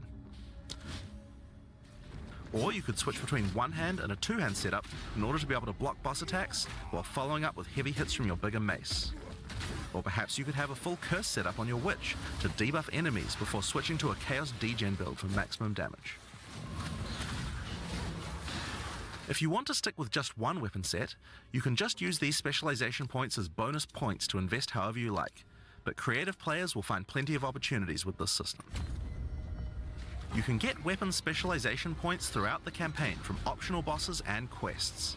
For example, if I manage to defeat the Crowbell, I'll get a weapon specialization book. There are lots of other permanent boosts available from the campaign too. On the map you can see icons that indicate the many optional encounters you can find. Some of them have permanent character boosts, and others have powerful items. If you're having trouble getting past a boss, it might be a good idea to explore and see what you can find. For example, if you defeat Blackjaw the Remnant, you'll gain a permanent increase to fire resistance. One of the most important finds are spirit bonuses. You can find the first one here in the Canopy in Act 1. Defeat the boss in this area to acquire a permanent addition of spirit. The permanent buffs you gain from spirit are very powerful, and every class will find a use for them, so make sure you hunt down these upgrades. There's one in each act. Now we haven't even talked about the most important element of character progression, items. That's why we're all here, right? Items in Path of Exile can be broken down into 4 rarity groups: normal, magic, rare, and unique. One of the things you're going to want to do as you play through the campaign is upgrade the items you find, and you can do that with currency items. An Orb of Transmutation will allow you to upgrade a normal item to a magic item with 1 mod. You can then apply an Orb of Augmentation to add a second mod, then use a Regal Orb to add a third mod, and upgrade it to a rare. Finally, you can use some Exalted Orbs to add more mods to your rare to a total of 6 mods. One of the things we think is really important is to make these options available to use as you play. All the items that add mods are much more common than they were in Path of Exile 1, so that you can use them throughout your campaign playthrough. We want you to find things on the ground that can be crafted into upgrades much more frequently. As well as making the drop rates on these items much more common, you can also get them by disenchanting unwanted gear at the magic item vendor. If you disenchant magic items, you can build up to an Orb of Transmutation, and by disenchanting rares, you can build up to Regal Orbs. Another important area of crafting items in POE2 is sockets. Some items you find will have sockets that can have Ezomite runes placed in them that add more mods to the item. If I insert this glacial rune into my helmet, it will give extra cold resistance. This is a great way to solve problems that you have with your build, like resistances or damage. If you find socketed items that you don't have a use for, you can take them to the salvage bench in town to work towards an Artificer's Orb. This will allow you to add sockets to your existing items. Body armors and two-hand weapons can have up to 2 sockets, while the rest of your armor and one-hand weapons can only have 1 socket. You can also salvage items with quality to create items like armor scraps or whetstones. These will allow you to increase the quality of your items for an up to 20% boost. If you don't want to disenchant or salvage your items, you can always sell them for gold. Gold can be used to buy items from vendors, and we've tried to do a lot to make sure that the items they have for sale are actually useful. Every time you level up, they get more stock, so make sure to check back often. Other vendors offer a gamble. Pay a flat amount of gold and you'll get a random item of a specific type. This could be a great way to improve your gear, if you're lucky. Gold is also used to respec your passive skills. Take advantage of this system to experiment with your tree and rework it as required. The other thing you might want to use gold for is the currency exchange. This allows you to exchange currency items with other players on an open market, in exchange for a small gold fee. Now, all items in Path of Exile are freely tradable. We never bind anything to your character, except gold. Now, most gear in Path of Exile 2 is randomly generated, but there's another type that isn't: uniques. They are especially rare, each with a handcrafted set of unusual mods which can dramatically change a character's build. They're not just better rare items, they can do much stranger things that can fundamentally change your character. Corpse Wade will make any corpses you run through explode into clouds of poison. The Sands of Silk is a body armor that changes your dodge roll into a blink, morphing you into sand as you teleport past your foes. And of course, some uniques are just pure hits of dopamine, like Quill Rain, which just turns your bow attacks into full auto by doubling your attack speed. Each unique is something that you can build your character around. We try to make sure that most unique items have a potential use at endgame, even if you find them early on. And as you can see, every single unique item comes with custom art to match. The last character progression system that you can do during the campaign is Ascension. Starting in Act 2, you will come across Ascension trials, tests that you must complete to unlock your Ascension class. Already, Jesus. We'll explain these trials soon, but first let's take a look at what Ascending can do for your character. Each class has access to 3 Ascendancy classes, but at the start of Early Access, only 2 per class will be available. Okay. Ascendancy classes are unique to each character class, so choose wisely. They can drastically affect how you build your character. As a sorceress, you could become a Stormweaver, a master of the elements. Tempest Caller causes elemental storms to be summoned each time you do a critical hit with a spell. With Strike Twice, you can stack 2 copies of Shock for more damage, and going deeper into the tree, you can make all your damage types apply Shock. Make a Shock build from any skill. Alternatively, you could become a Chronomancer and command time itself. She literally has the ability to stop time with Time Freeze. Not only that, but she has many other time manipulation abilities. Using Temporal Rift, she can teleport back to a previous location, resetting her life and mana nee, ik back dacht to dat what het... it was. Or with Time Snap, she can reset all her De cooldowns. minimumprijs cast is all her 30 spells euro, again. dacht ik. Op het begin. On the Uiteindelijk warrior, gaat you het can choose free between the worden als het Warbringer uit or the Early Titan. Access komt, The waarschijnlijk. Warbringer channels the might of his ancestors to gain tremendous power. Using Answered Call, you can summon ancestral spirits linked to each of your totems. With Jade Heritage, you can encase your body in a protective layer that absorbs all damage until it breaks. Warcaller's Bellow allows you to explode the corpses of your enemies. And with Great Wolf's Howl, you can ignore the cooldowns of your war cries. Let all that anger out. The Titan class is all about hitting big. With Earthbreaker, every slam is a chance to create an aftershock. With Crushing Impacts, every hit becomes a crushing blow, which will allow you to stun your enemies with ease. With Surprising Strength, you can take advantage of stunned enemies to deal 40% more damage. As a ranger, you might choose to be a Deadeye, an expert markswoman who can take down foes with style. With Endless Munitions, every attack gains an extra projectile. With Gathering Winds, she gains a small increase to movement speed with every attack, but be careful, she loses them when getting hit. With Eagle Eyes, she will never miss, allowing you to stop wasting all those passive points on accuracy. Alternatively, you could become a Pathfinder, the master of flasks and poison. Pathfinder! She can choose from one of several Drugs throwable again! concoctions, allowing her to spend her flask charges to throw explosive bottles that deal various types of damage. A bleeding concoction will make your enemies bleed, while a fulminating one can shock your enemies, allowing you to do extra damage. Contagious Contamination allows her to spread poisons between her foes, while Overwhelming Toxicity doubles the number of stacks they can be infected by. Running Assault allows her to move much more quickly while firing, while Relentless Pursuit makes her totally immune to being slowed by enemies. The Witch can ascend into the Infernalist or the Blood Mage. As an Infernalist, she can summon a loyal Hellhound companion. The Hellhound sets enemies on fire, as well as taking a percentage of the damage if the Infernalist gets hit. With Pyromantic Pact, you can turn your mana into Infernal Flame. As you cast more spells, the flame builds up, and if it overflows, you'll take damage. Using Bringer of Flame, you'll want to make sure you keep the flames topped up. While your Infernal Flame is above 30%, all damage from you and your minions will ignite enemies. She can also transform into a literal demon. While in demon form, she takes an increasing amount of damage, but her cast speed and damage increase rapidly as well. So if you're planning on transforming into a demon, make sure you stack a lot of life recovery. She can also become a Blood Mage, a master of life and energy. All might blood mages must pay the price Uh-huh. of making skills cost I life might as well as mana. become a blood But in mage. exchange, every monster they kill will drop life remnants, which allow them to quickly gain back that life. With Crimson Power, she can gain large amounts of extra life, and with Vitality Siphon, she can use her spells to leech life back as well. Once you've got a significant amount of life, you can use Gore Spike to make your critical hits deal incredible amounts of damage. A monk who is in tune with the elements might become an Invoker. With Elemental Expression, the Invoker will create waves of elemental power each time he does a critical strike. With Faith as a choice, you gain the ability to meditate, allowing you to double your energy shield. Choose between I am the Blizzard or I am the Thunder to specialize in cold or lightning. And I Shall Rage will allow you to turn into an unbound avatar. Each time you apply a status ailment to an enemy, you gain Unbound Fury.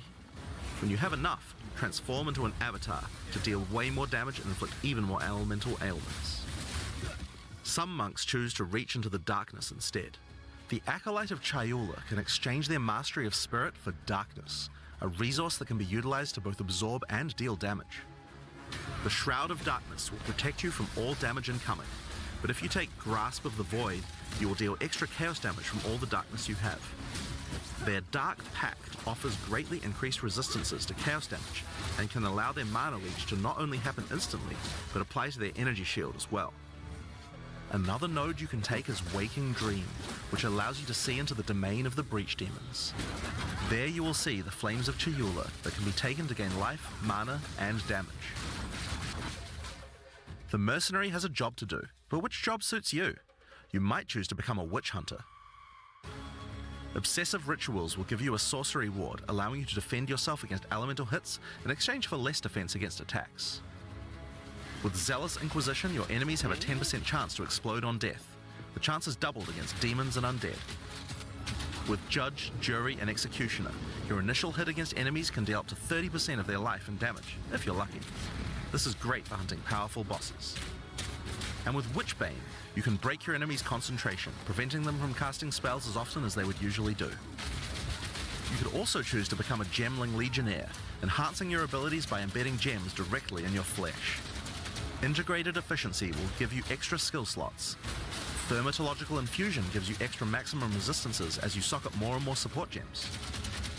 Adaptive Capability allows you to use any color of gem without worrying about attributes, while Crystalline Potential adds extra quality bonuses to every gem socketed into your character. So those are the Ascendancy classes for the start of Early Access, but one thing we haven't talked about yet is how you ascend in the first place. Ascension in Path of Exile 2 requires completion of one of the Great Trials, which you'll find as you progress through the campaign. Each one is associated with one of the major cultures of Rayclast. Located in the Vasteri Plains are the Maraketh, a culture of rich tales and brutal traditions, who must do whatever it takes to survive in the desert. The highest position in Maraketh culture is a Sekima, and it is not a title given freely. All aspirants must complete the Trial of the Sekimas, a grueling gauntlet that will test their strength, will, cunning, and patience. To enter, a warrior of the Maraketh must prove their worth by trapping the soul of a djinn in a coin, and you are no different. Once you have earned your coin, it may be placed on the relic altar to begin the trial.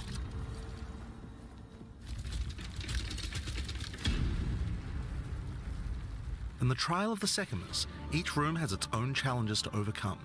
In this room, each rare monster you kill will send its blood to the chalice in the center of the room. Once the chalice is filled, you will be able to proceed. While fighting monsters in the trial, you will need to be very careful.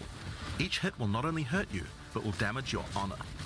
The monsters are well telegraphed, so that you can avoid their attacks, but if you run out of honor, you will fail the trial and need to find another coin in order to try again. It is a good idea to make sure that you are well prepared before challenging the Trial of the Sekimas. After each room, you will be rewarded.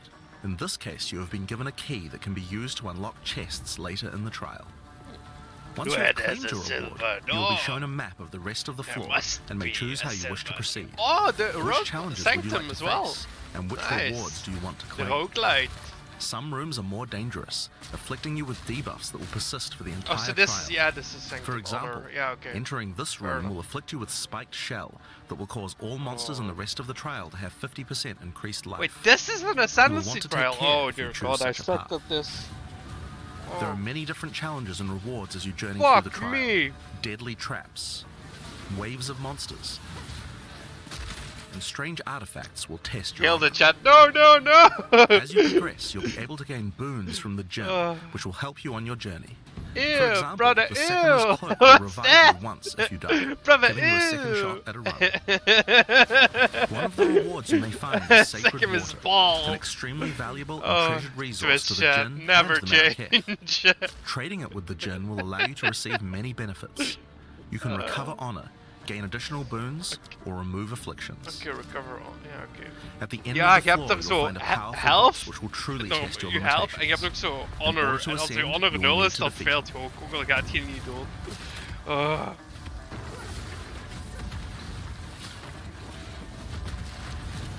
Dear god, ik heb nog... Having defeated the boss, you've earned the right to ascend. But first, Okay. the loot. Oké. The keys you have found may be used to open Ik the heb nog nooit various zo'n treasures in Sanctum the run vault at the end gefinished. of the floor. We only have a single bronze key, so we'll just have to open one of these small chests. If you want to open the better ones, you'll need silver or To gold. be fair, ik heb ook nog niet Let's vaak use the Altar of geprobeerd. Ascendancy. Maar, Your first ascension will allow you to pick your class and grant you 2 points to use in the tree. oké, 2 points. Now there are more floors and many more rewards that can be found within the Trial of the Sekimus, but we'll save that for the section on the endgame. For now, let's talk about the second Ascendancy trial, the Trial of Chaos. Oh, In cool, Path that's of just Exile 2, one. you can choose whichever trial you like to earn your ascension. Oh, Each culture oh, and raid class oké. have their Je own hoeft methods dat to niet te ascend. doen. Oké, If never the mind. Trial of the Sekimus Fair is not your enough, kind of this play is style, amazing. or you're finding it too difficult, you could try another. You can gain all your ascension Ja, nee, points with just one, nee, dat is or niet mix and endgame match them. content. It's up Het to is you. voor Ascendancy, For voor early je access, you'll have subclass 2 te trials as unlocken. options, with a 3rd trial coming later for the full release. En je While exploring the Vile jungle, you'll discover the Temple of Chaos. hebt 3 Before the verschillende Vile embraced the trials. science of Uit 2 corruption, nu their in early civilization access. worshipped Maar chaos. je kunt kiezen This welke ancient van de trial 3 was je once doet. used by the Vile Voor to te test their ascenden. high priests. A high Oké, priest of the Vile must be saved. willingness to risk everything We're to not gain doing power. Sanctum. Fuck Entry to that the shit. trial requires a token from a Heel de strange chat. entity known Shit, only shit. as the Trial Oh, Master. ultimatum. For those in which he sees potential, he shall inscribe Oh, an this is ultimatum. also a hard one though. Fuck Many me. have attempted these trials in search of greatness. Most have perished. Will you be able to defy the odds? Before you begin each chamber, the Trial Master will offer you a reward and a choice. Choose one of 3 tribulations to Oh. affect you through the rest of the trial. This is These even modifiers might harder! beef up the Never monsters, mind! curse the I'll player, take or add Sanctum! I'll environmental take hazards like Sanctum! turrets or Fuck trap this rooms. shit! In this case, we'll be picking shocking turrets. Bro, this is even harder. I'll take As you enter the Sanctum, room, never the Trial mind! Master will fill it with hazards to test your commitment. Oh, In this case, you must destroy all the monsters that fill the room, while dealing with the lightning projectiles from the shocking turrets. 10 rondes voor de Sanctum, fuck shit. No, no, no. Yeah.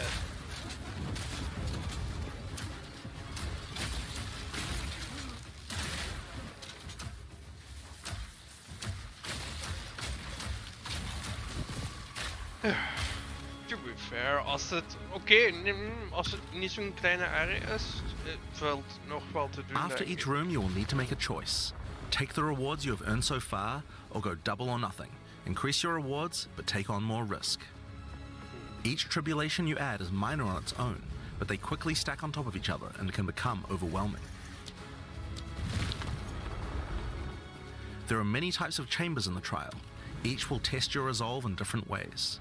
This one simply requires you survive for a certain amount of time. Another requires you to escort the stone idol through the level as elevators full of monsters descend to attack you. Should you be able to get through the first 3 chambers, you will face your first boss. The order of the bosses is random, and combined with the tribulations you have selected, the fight will never feel the same. After defeating the boss, you may claim your rewards. Of course there are the items, but you also gain the right to ascend. If you already did the Trial of the Sekimus, then you can claim 2 more points to add to your Ascendancy class. Now it's possible to go much deeper. There are more bosses, rewards, and risks to take, but we'll talk more about that when we get to endgame. So how about we talk about that now? So far, we've only been showing you footage from the campaign, but some people would argue that the end game is where the game truly begins. Something that happens almost every time a new action RPG launches is people saying, there isn't enough in-game content. Well, we want to make sure that in POE2 people don't feel that way, and we actually only changed our development priority for this recently. The first 3 acts of POE2 already take around 25 hours to complete if you're a new player. This is already a pretty significant campaign. On the other hand, people spend hundreds of hours in endgame each league. We realized that finishing the rest of the campaign for early access was actually a bad idea. Instead of having acts 4 to 6 in early access, Wait, we really? could concentrate on endgame and make that great. For new players, a 25-hour campaign is already a huge game with lots of content. But for existing action RPG players, what you mostly care about is all the in-game challenges to overcome.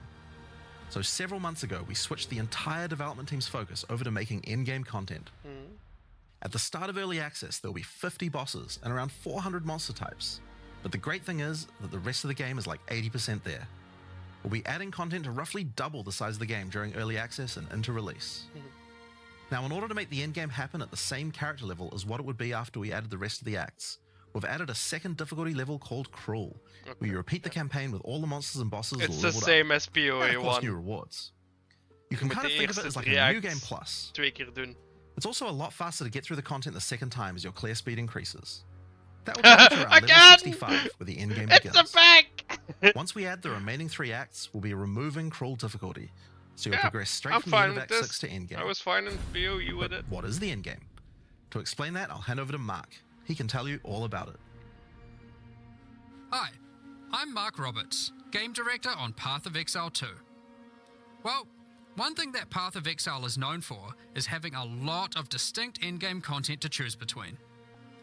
Each endgame mechanic needs to have its own progression system, areas, bosses, rewards, and player power that can only be gained from that content. Oh no! We're Twitch going chat. to be Oh adding hi, a lot more Mark! over time, but for Path of Exile 2, we decided to start with 7 distinct systems you Oh can hi, progress through. Mark! This So anyway, is the what's new Atlas, with you? and it serves as the How's core of the the sex endgame for life? Path of Exile 2. It's infinite and expands in all directions. Now, Oh, we are this- not going to this look- spoil the plot too much here, but corruption from the beast has blighted the land, and your objective is to help fight it. In the center of the Atlas, you will find the Ziggurat, a temple in which the Val research the fundamentals of space and time. Here, we can open portals Wait, to nearby did they locations just and begin cleansing Copy last corruption and epoch? finding No, resources. yes they did. In order to power the portal They device, fucking we did. will need waystones. Each waystone has a tier, which will determine the level of the monsters that you will face. Lost To go to an Exile? area, simply click one that is adjacent to an area that you have already completed. Insert the waystone and click Traverse. Portals will open, allowing you and your party to travel to the area you have selected. All the areas in the endgame feel distinct from the locations in the campaign, and we have dialed the randomization up to 11. The monster packs you will face in each map are totally random, and the combination of them can lead to some very interesting combat situations. There are over 400 monster types in early access, and they have a lot of varied and interesting abilities. Depending on which combinations you face, you might find some serious challenges. Was that Flicker Strike? In order to cleanse the corruption from the area, you will need to defeat all the powerful rare and unique enemies in it. Once you have done that, the area will be marked as completed and you will be able to travel past it to progress deeper into the world. If you die, then the map can no longer be run, and you will have to find another way around to get to the areas behind it. There are also all kinds of other random encounters you might run into as you play maps. Oh, One that's such gonna- encounter are precursor artifacts. These are ancient, corrupting monuments that irradiate the monsters around them. The monsters that feed off the corruption are drawn to their power. If you defeat the monsters and cleanse the artifact, you will get a powerful temporary buff. Some of the buffs make you faster, others rain lightning or fire around you, and some even give you increased experience or help you find better items. You can also find strong boxes. These enigmatic chests guard piles of treasure, but are always a trap. Monsters lie in wait to attack you the moment you open it, and the boxes often have mechanisms to unleash powerful spells or dangerous debuffs. There are different types of strong boxes containing different items, and you can even use your currency items to craft them on the fly, so you can optimize the contents. But be careful of opening one you can't handle. Oh, nu moet ik nadenken welke klas ik ga spelen. Want Druid is er niet bij. Sometimes you'll discover monsters frozen in Oh, essences, solidified crystalline corruption. These dangerous I can monsters can be handle this. broken free. If you defeat them, the essence they drop can my be used to Germans are upgrade also normal no items to druid. magic items with a guaranteed mod from a category. Oh well, still needs work, probably. For example, we could use this one on some boots to ensure a movement speed mod. Rarely, essences will also drop that allow you to upgrade magics to rares, adding the guaranteed mod.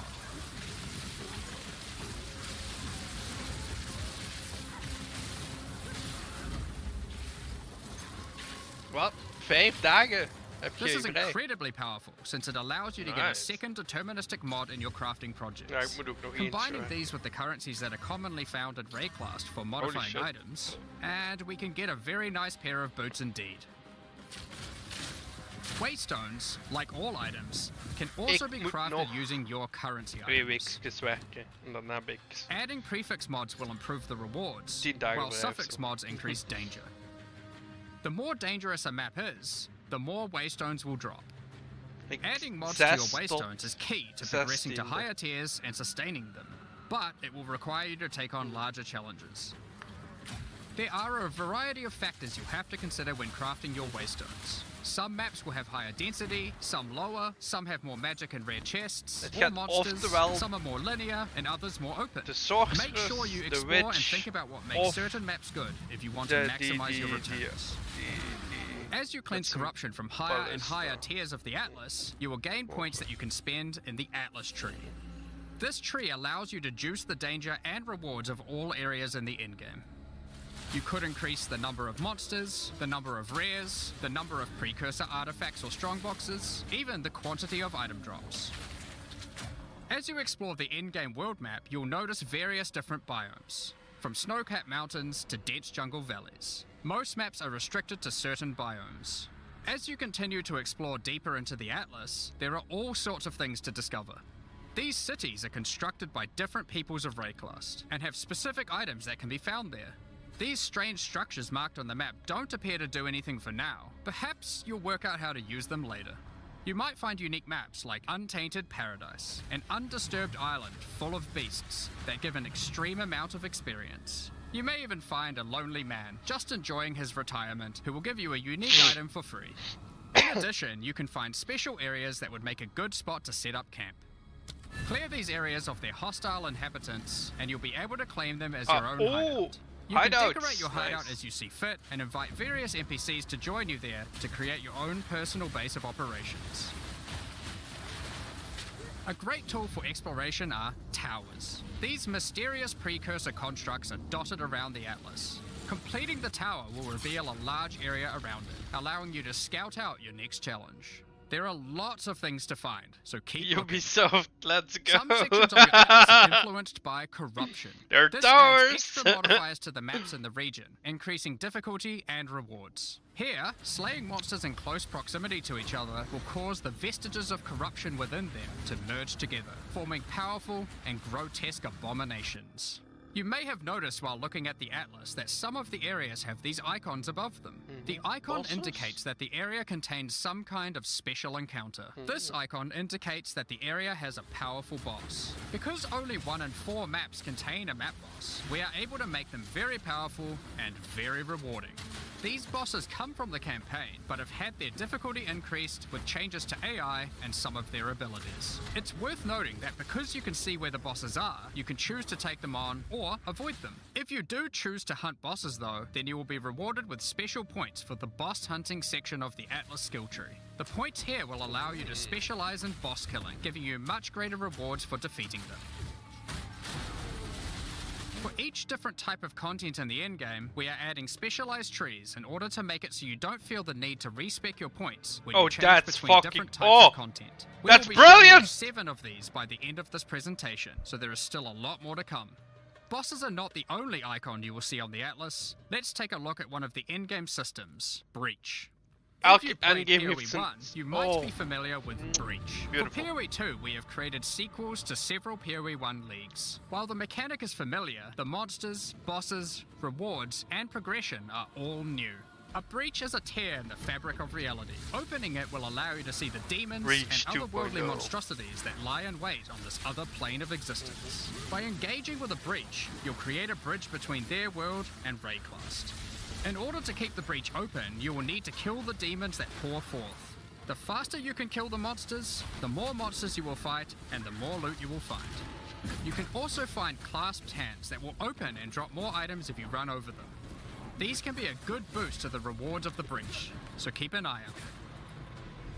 One of the rewards that you may find while fighting monsters from Breach are tablets. Tablets are special items that can be used with precursor towers to add more encounters to the Atlas. Breaches will drop Breach tablets. Clicking on a completed tower will allow you to consume the tablet to add more breaches to areas within range of the tower. This makes all the content in the Atlas self-sustaining. Want to do more breaches? Find the tablets, add them to your towers, get more breaches, getting more tablets. Soon your Atlas will be covered in otherworldly domains. In addition, like all items in PoE, you can craft them. Use your currency to add mods to your tablets, allowing you to upgrade all the breaches in range. Tablets can have up to 2 mods. These mods do things like adding extra rare monsters, extra clasped hands, or even monster density of breaches, allowing you to keep them open longer. I can get Often, you only will find so multiple erect. towers near Stop to each it! other with Stop overlapping it! areas of effect. This can allow you to really juice the mechanic by stacking the mods from multiple tablets. In your fight to hold the breach demons at bay, you may want to use the powers of their world against them. Each in-game mechanic always has player power that can only be gained from that mechanic, and Breach is no different. Really? In Breach you will find catalysts, items that can increase the quality of rings and amulets by improving specific mobs.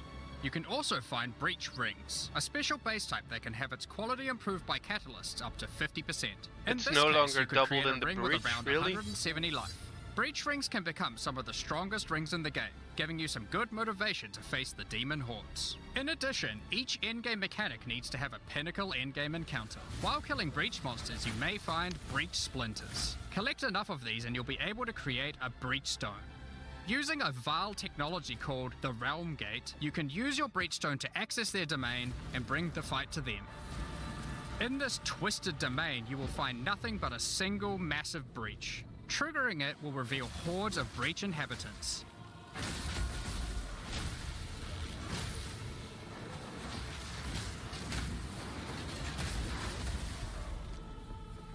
And should you be fast enough, you will be able to fight their leader, Zesht. We that are one. That's the dude with the hands. The hand which you can earn by watching this stream. Oh, he looks amazing.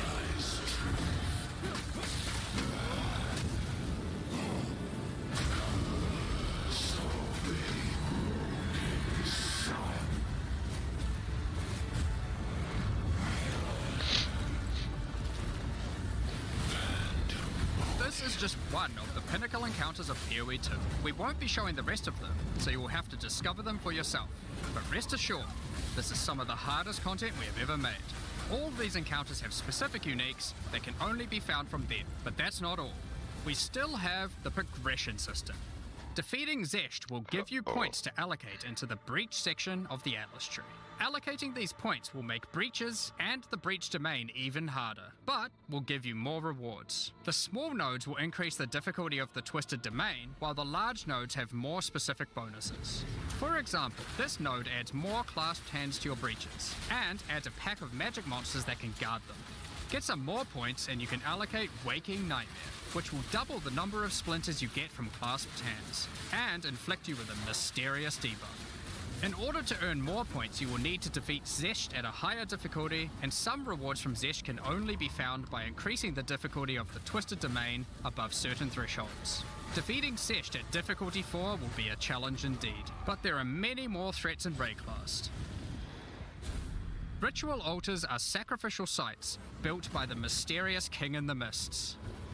If you encounter this symbol on the Atlas, then you know that the area contains ritual altars. Ritual altars demand tribute.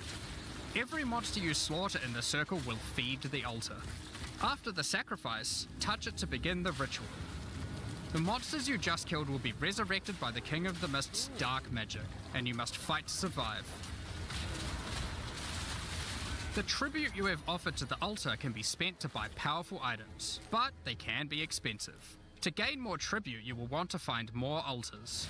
Each successive ritual you do within an area will spawn the monsters revived by the previous ones, in addition to the ones you sacrifice next to it. By the end of an area, you will be fighting a truly imposing number of foes, but will have a significant amount of tribute to spend.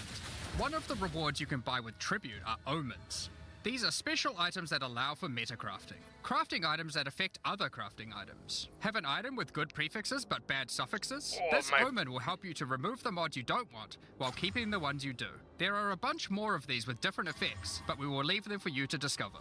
Now don't forget that Ritual will also drop tablets, which can be used to specialize into getting more rituals. If you want to get to the pinnacle boss of Ritual, then you will probably want to use them. They can also be crafted to grant mods, making your rituals more rewarding. The pinnacle encounter of Ritual is the King in the Mists. Feared by the Asmeri people, he is said to have brought eternal darkness to the Wildwood. We won't show the encounter, but just like Breach, there are a range of unique items you can get for defeating him, and you will gain points in the ritual section of the Atlas tree.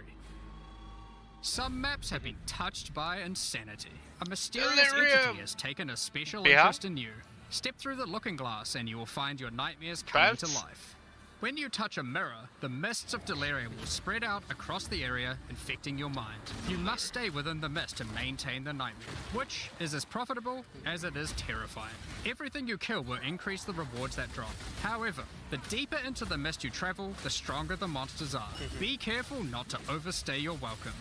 Rare and unique enemies will become vessels for terrifying demons, who will manifest out of them to unleash powerful attacks on you.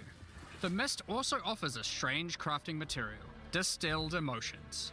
By combining these emotions, you are able to instill your amulet with a notable from the passive skill tree. This is like gaining an extra passive point for free, attached to your gear. They are also particularly great because you don't have to traverse the tree to get them, allowing you to get off-class bonuses that would normally be much harder to get. Distilled emotions can also be used to instill your endgame maps, applying Delirious to them and adding additional difficulty and rewards, allowing you to further juice your endgame maps. The tablets you can find from Delirium can be used to further improve it, increase pack size, make the fog dissipate slower, or improve your progress towards the pinnacle encounter of Delirium. Je gaat kunnen Titans grip van WoW. 2 two-handers, dual-wielden.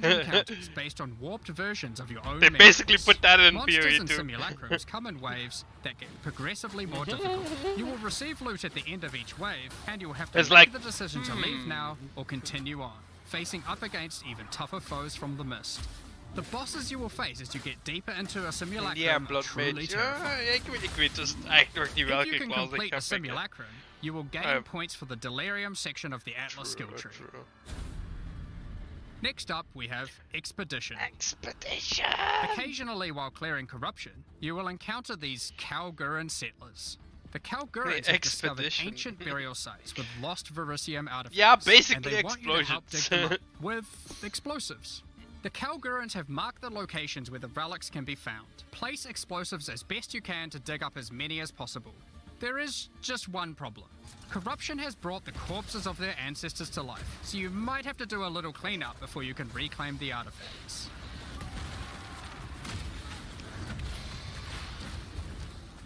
You can also find remnants, the destruction of which will further anger the restless dead.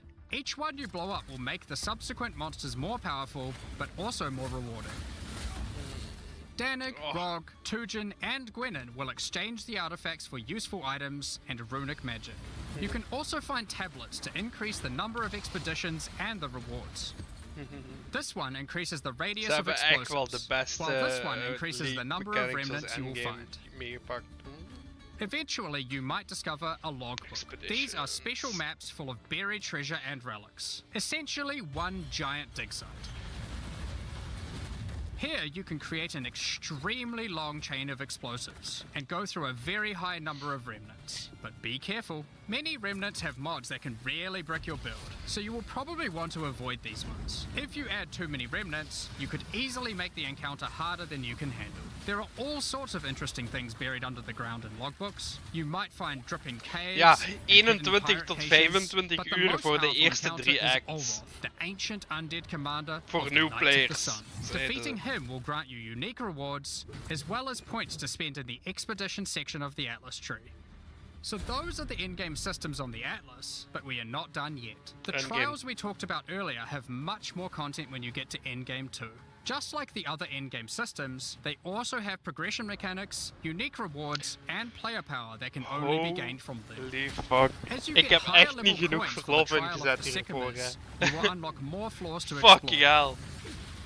Ik kan Each niet floor meer. has its own challenging rooms and a floor boss that you will need to kill. Denk ik ook, kill. There are 4 floors in total, leading to another pinnacle boss at the end of the last floor, which can only be accessed at endgame. The Trial of the Sycamores is where you'll find jewels, which you can socket into your tree. These are like passives that you can craft with your currency items. They can be really powerful as they allow you to stack modifiers that may not be easily accessible on the tree normally. This jewel gives lightning damage and shock chance, for example. There are quite a few jewel sockets on the tree, so it's possible to gain a lot of power here.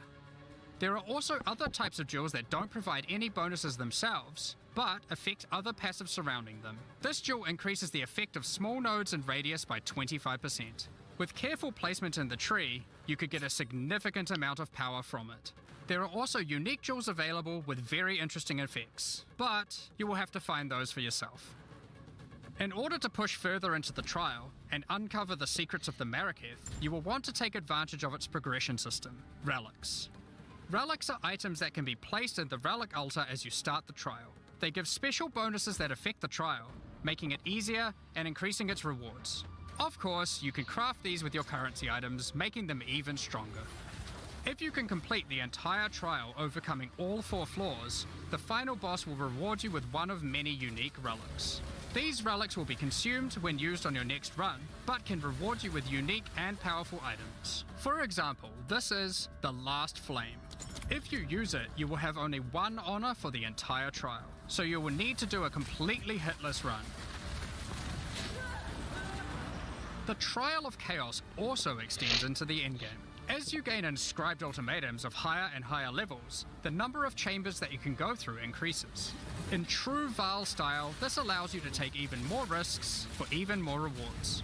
At endgame, you can progress through up to 10 chambers with 3 bosses on a single run. Stacking 10 tribulations on top of each other will make this a significant challenge, but it's worth it.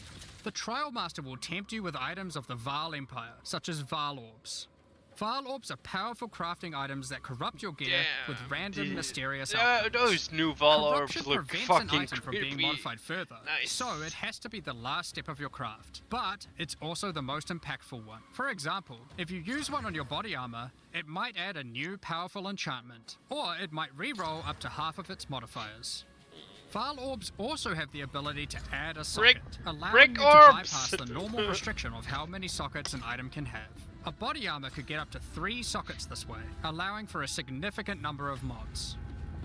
Val Orbs can even modify uniques. Adding enchantments or sockets to uniques can make them incredibly powerful, but there is a good chance that you will break them as well. The Trial Master will also occasionally offer you soul cores. Originally formed by Chaos, the Val sought to replicate soul cores through human sacrifice rituals and blood magic to power their civilization. Soul cores are powerful socketable items, with mods that cannot be obtained from regular runes. Like all endgame content, there is of course a pinnacle boss. The final chamber will drop keys to this mysterious door. Some say this is where the Trial Master himself resides. Perhaps you are willing to take the risk to find out. No fucking way. Had enough yet? Because there is still just one more thing. The most difficult content in Path of Exile 2. While mapping, you might come across this fortress that has emerged from underground, surrounded by an enormous maze riddled with danger. Is the maze preventing something from getting in, or something getting out? This fortress is of ancient origin, and its construction has similarities to the towers and tablets that you have been using on your journey through the endgame. It is clear from the entrance that there are 3 keys required to enter. Local factions are vying for access to the fortress in order to seize the power they believe will be inside. Each of the faction's leaders have managed to get their hands on one of the keys, so you will need to defeat them. Each faction is led by an Uber Act boss. You can see one of them inhabiting the city, but in order to fight him, you will first need to defeat their 2 lieutenants in the adjacent zones. Be careful. If you fail against either of the lieutenants, or to kill the leader, they will move on, and you will need to find them again.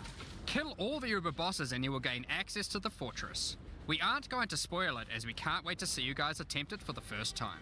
But is there a tree you get points in after killing it? Of course there is. This is Path of Exile. There is always another tree. There So is these are your always challenges for another POE2. skill tree. As you can see, this project is crazy huge. Way bigger than even we expected when we started out. But how do you gain access? Well, during early access you'll need a key to get in. To thank our existing POE supporters who have spent more than $480, we'll be giving you guys a key for the PC version for free. Hey, Anyone else ik who krijg wants one gratis can een get one by pinky. purchasing one of the new early access supporter packs Ik that have krijg just been gratis een released to the key store. omdat ik al If you just want veel early heb access to uitgegeven. POE2, then you can get a key in the $30 early access pack. The pack also comes with $30 of points to spend in the MTX store. But we also have a variety of other supporter packs filled with exclusive microtransactions, points to spend in the store, and even physical items. The cosmetics can be used right now in POE1 and in Path of Exile 2 when early access starts.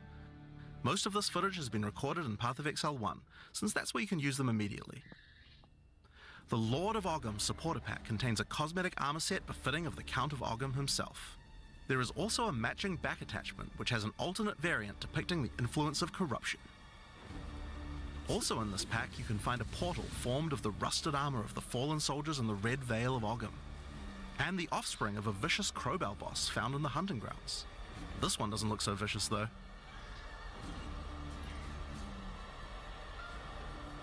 On top of that, you'll receive the Iron Count's Y-Hander to apply to your one-handed or two-handed swords.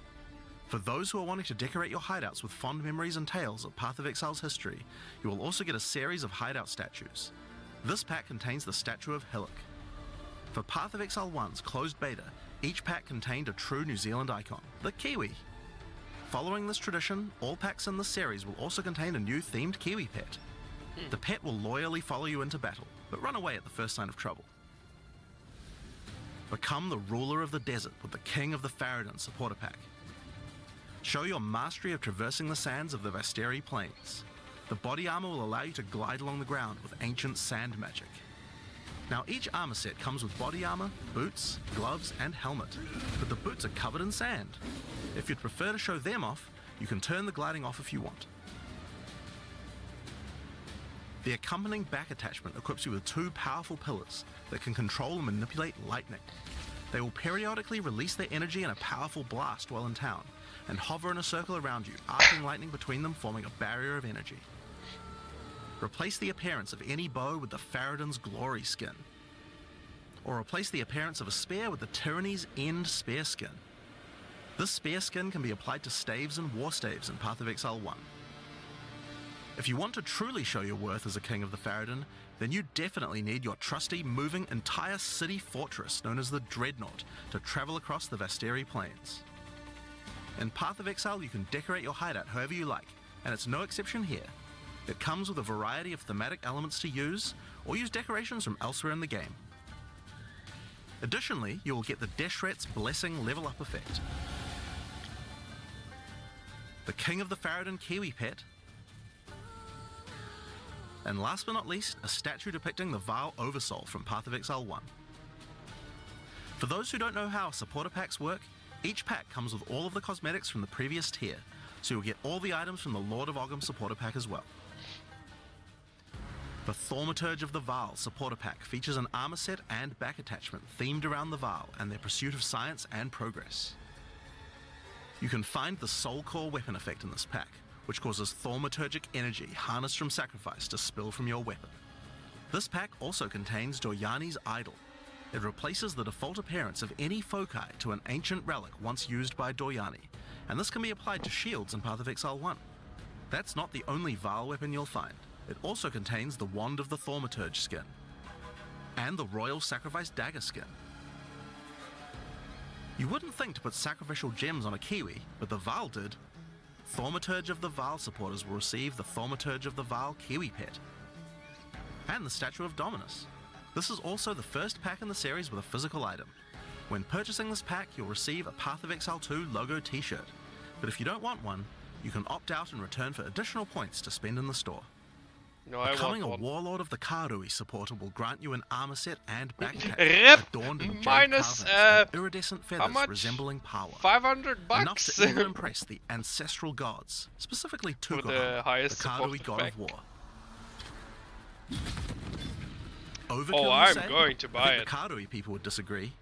Why not drop a gigantic totem on rare enemies you slay to crush them to a pulp? Replace your crafting bench in your hideout with the Ancestral Canoe crafting bench, where Ancestral Chief Mata will summon a giant canoe manned by Karui warriors to aid in your crafting desires.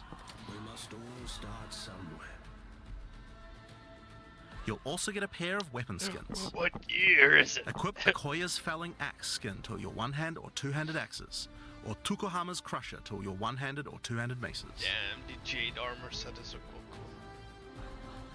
A true Karui warlord is always accompanied by their trusty Kiwi. Equipped with armor and harnessing ancestral magic, they make the perfect sidekick. Once one of the most feared beings in Rayclast, Malachi was slain by a powerful exile. May the statue commemorate the virtue of exiles past, present, and of the future.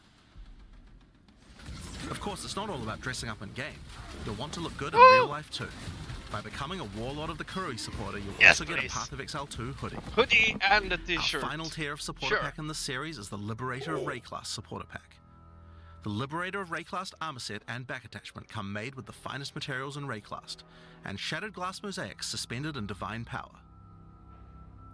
Set up your base of operations in the Beacon of Salvation hideout. Why restrict yourself to just one island when you can liberate more? The Beacon of Salvation hideout comes equipped with your own collection of small islands and personal operators of boats that you can use to row between them. Just walk to the piers, click a boat to enter, and navigate as you choose.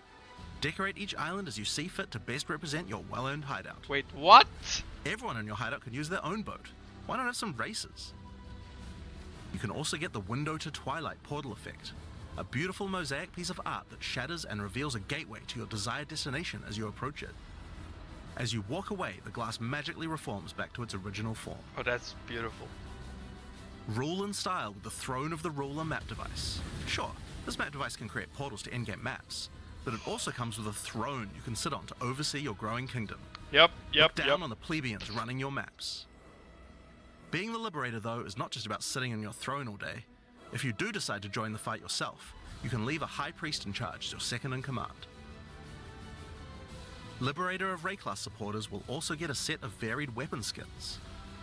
The Light of Divinity Scepter skin, the Deliverance Crossbow skin, the Justice Flail skin, and the Redemption Shield skin. Once again, you'll have an accompanying Kiwi, and of course a statue depicting one of the most iconic events in Rayclast's history. The battle between a powerful exile and Kitava, the Insatiable. Whoa. With the help of two deities, Sin and Innocence, the exile was able to defeat him once and for all. This supporter pack also contains the Path of Exile 2 art book. This 215-page full-color art book includes a huge amount of amazing concept art and lore produced during the long and exciting journey of Path of Exile 2's development. And finally, Path of Exile has a tradition of letting the community participate in designing game features. For Path of Exile 2, we'll be adding the Twilight Order Foil Reliquary. By becoming a Liberator of Rayclast supporter, once Path of Exile 2 is released, you'll be able to select any unique item you have found and be able to drop it from the Reliquary. Once players have submitted their items, keys to the Reliquary will start dropping, and other players will be able to find foil versions of uniques that you have submitted, along with a message for the lucky player. The more players submit the same unique, the more chances there will be for the Reliquary to drop them, so choose wisely. Now, almost all of these items are available to use in POE1 right now. There are a few exceptions where the item class clearly doesn't exist, such as crossbows or flails. And there are also a few microtransactions on weapon types that are unavailable in POE2 at the start of early access. Once classes that use those weapon types are added, those microtransactions will be available to use. If you can't decide which supporter pack to choose yet, you can always start with the early access supporter pack that just includes a key and some points to spend in the store. Then you can upgrade to any of the following tiers at a later date. These supporter packs will be available for purchase throughout early access. We'd really like to thank you for your ongoing support. Without you guys, Path of Exile 2 could not have happened. Now, I'm sure you guys have a lot of questions. Stick around, because coming up next, we have a live Q&A with Ziggy D.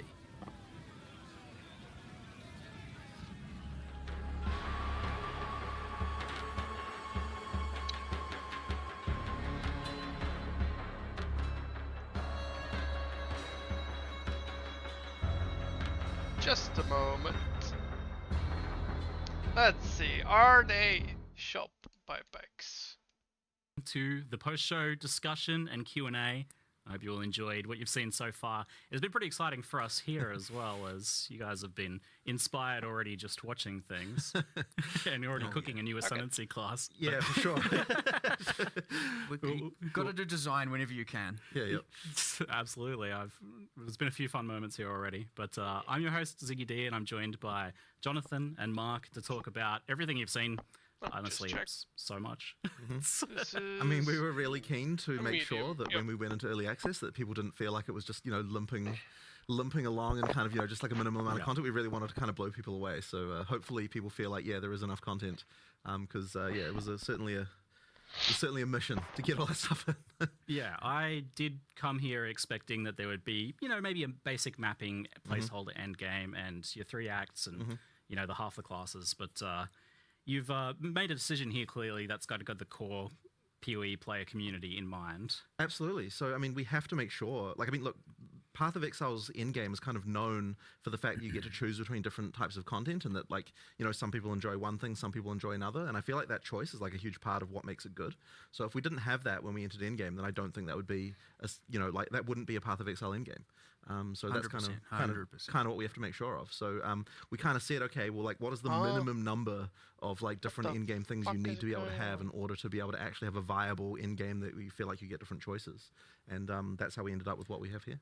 I definitely feel like a lot of games nowadays release, and their campaigns intact and real good. You get to the end game and it just falls real flat. Yeah. And it was certainly a very important moment for us when we were like, hold on, that's the wrong thing to do. Let's not make the same mistake as everyone else. Let's pivot. And we actually did that, and it made a world of difference and made the game all of a sudden, 100 times bigger with an infinite amount more content, right? It was definitely hard though, because so we're progressing. It's we would have made it. We would have gotten all these acts in if we hadn't have changed direction. It's to actually say, you know what, we're going to specifically not finish this content that we'll be working on, that we it's pens down everyone. We're stopping work on this. We're going to move over to endgame because it's actually more important. That was certainly a hard one. That would have been some whiplash there, I imagine. For sure. Well, I mean, it's suddenly the whole, environment art team, it's they're all just whatever you're working on, just scrap. You don't want to scrap, but, just stop it. we're doing something else now. So saving clothes, yeah. Especially for a lot of the developers, because you got to also think, a lot of our developers have just been working on this campaign for, what is it now, 6 years? I think it's even longer, actually. Yeah, it's just this epic journey, whereas none of them, a lot of these people haven't been working on Path of Exile 1 this whole time, so some of us are we're just churning out in-game with every league and doing all of that, but for a lot of these people, a lot of these developers, it was quite jarring to swap over, but everyone embraced it. We talked about it, everyone was happy about it and stoked about it, and it just ended up coming out real awesome. So I think it's landed well, and it definitely kind of blew me away when so even before I saw anything, we were in the car on the drive here, and you were just info dumping all of the end game. You're like, oh, we got this feature, we got this feature. I'm getting dopamine just from hearing about it. I haven't even seen anything yet. But do you guys feel like you're competing against yourselves a little bit here? Because Path of Exile's kind of set the bar. The original game has set the bar for what is available to endgame in a game like this, and it makes it's not acceptable really to launch with just nothing in terms of endgame now. Absolutely. I mean, I mean, if you're not competing with yourself, then I don't think you're going to make good progress, right? So that's what you really have to do. Yeah, but cracking that out for beta even. Yep, absolutely. Pretty well, exciting. as I said, I just think it would not have landed nearly as well without that. And I think it's important that our existing Path of Exile 1 community feels like they're also served. Yeah, sure, we're doing all this stuff for new players, and that's really important, and that'll expand the audience. But, if we launched and all the POE1 players are unhappy, that wouldn't be good. So, we have to make sure that they also feel like, they've got a game for both them and for all the new players we hope to bring to the genre. And you definitely want all those different axes as well. Just having 2, right? You'll get a lot of content can be immediately divisive, right? Obviously, that's the nature of it. That's how it goes, right? And so you have all of these different avenues because there are different players who like different types of content. So if you're just here's your one end game system, well, immediately then there is a portion of players who are just I don't want this, right? And so having all of these options is ultra key, and that is what Path of Exile 1 has taught us. And again, it's I'd say lessons learned, for the genre, and it is expanding in other games and stuff. But yeah, certainly, as you said, competing with ourselves. Yes, POE1 has 40 axes, and we've got 7 really good ones here, and obviously more to come. But 7 is a lot, mind you. Especially when it's all people have to learn a lot of things again. It's going to be very interesting to see how long it takes people to do the kind of difficulty 4 pinnacle content. It's like we have it's honestly like we actually don't even really know, because like you never know what people are going to find in terms of builds and so on. Like I'm hoping that it will take people a while to be able to work it out, but you never know. Maybe end of day 1 people just be like, oh yeah, easy, no problem, mate. Could be what it's like. We have a few people that are doing that sort of thing. I saw like a solo self found level 100 in 24 hours or something. Jeez, okay, we got this is where we've got it now, is it? So but I imagine there'll be a little bit of a soft reset there for people. For sure. A relearning period. There's stuff to learn. And I mean, POE2 has changed a lot over the years, so more than 5 years of development now. And what was that initial pitch when POE2 was first put forwards, like as to what it's going to be? Because it was much smaller in scope originally. Yeah, so when we started, it wasn't even a sequel. It was just we're just updating the character rigs, and over time, it kind of feature creeped into a proper sequel. But the thing that we were saying is, whenever we were talking about it, and I guess this is the main thing, is that we're like, okay, when we make an area here, it needs to be that there's like a theme for it. It feels unique from everything else. We're not going to just like have recycled stuff like within the campaign that just feels like, oh, we just took this area and modified it slightly. Each one's got to have its own stuff. It's got to have monsters that were like carefully thought about, that like, fit in with the world. And it's got to have bosses that are actually like good tier quality, and every area is going to have one. So those decisions have kind of been things that have meant that they really raised the quality bar to a level that took us way longer than we even really expected. Like those things there, just like it's huge, right? Like honestly, I feel like we underestimated significantly what it would take to deliver that level of quality. I remember really early on, a battle I fought for, and I mean like way back, was like, if you think back to say Diablo 2, which obviously still holds a lot of power in terms of design motivations and philosophy and stuff within the company. You get things like the super uniques, and POE1 did them, and it's just like, here's a boss with 1 or 2 skills. And I remember very, very, very early on in POE2, I'm like, I want every single boss to be memorable and a thing. I don't want a unique monster that's just like dies in 2 seconds and uses heavy strike and has a fancy name. And I remember, I even got some push. Poor Caliph. I remember getting some pushback at the time and thinking like, I love the bosses, my favorite part of everything, and so I was just like, man, I don't want this. This is just terrible. But of course, that decision, me pushing for that, me wanting that, turned into this megalithic. What have you done? Now we have 50, aiming to be 100. Honestly, probably later, several more 100 once all the end games, everything start to evolve and more expansions comes out. And I'm like, yep, we maybe just made, 100 times more work for ourselves, but 100% bloody worthwhile, because I'd say those bosses are one of the main, attraction pieces of the game. And anyone who plays it is just like, holy crap, those boss fights are amazing. So like, obviously some are bad and some are good to different people and all that. That's how it all goes. That's part of all the fun. But it is true that me pushing for that thing literally created thousands and thousands and thousands of hours of work. Now, worthwhile work, but it is again that exact thing of like, the scope was kind of small on numerous axes, and as we just raised the quality bar to what we thought was good, it certainly went from, what was it initially, just reskinning some character classes and new rigs or whatever, into this like mega scale entire campaign, everything. But full standalone separate game. Yeah. Fun other anecdote, since we went out of that territory. It was originally codenamed Project Chimera. What? I don't. It was this pipe dream. I've never been a fan of these codename things. It was this like, there were times way back in the original Office, there was all this like, sometimes there'll be a feature you can't really do in POE1, and it was always like, we'll do it in Project Chimera. That was like amongst the developers, and people were like, what the heck is that?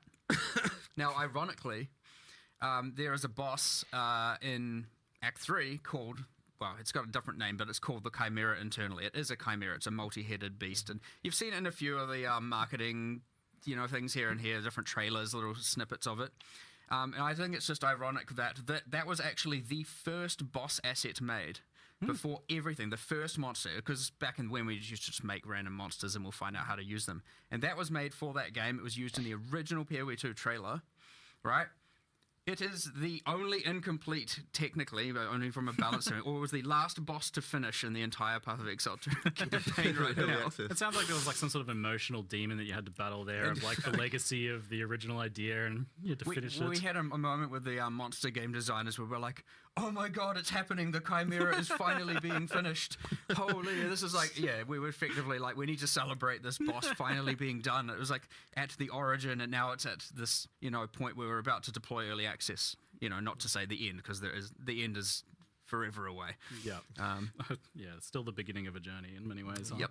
But on that note of celebrating, like, how do you guys feel having now kind of, for the first time, I feel really like laid bare kind of everything you have, you're putting it out there, and only being 2 weeks away from everyone playing it? Well, it's always scary, coming into a release, and I think especially for, there's like a bunch of people on the POE2 team who have, who are, like they have, this is their first game that they're going to be releasing, and that experience is something that,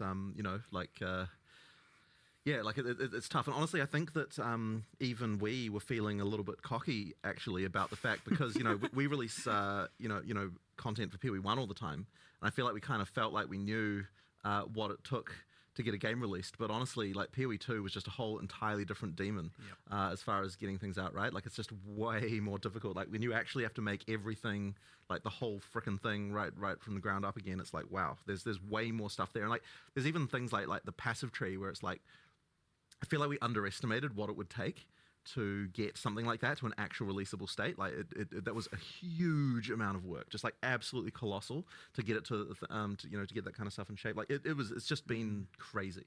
Obviously it's nerve-wracking, coming up to coming up to a release day. But I think we do have something that players are going to really enjoy, and it's always comforting when we had a live event in LA recently. People, we got to the time limit and everyone's like, oh man, we don't want to stop. So like I think people are going to really enjoy it.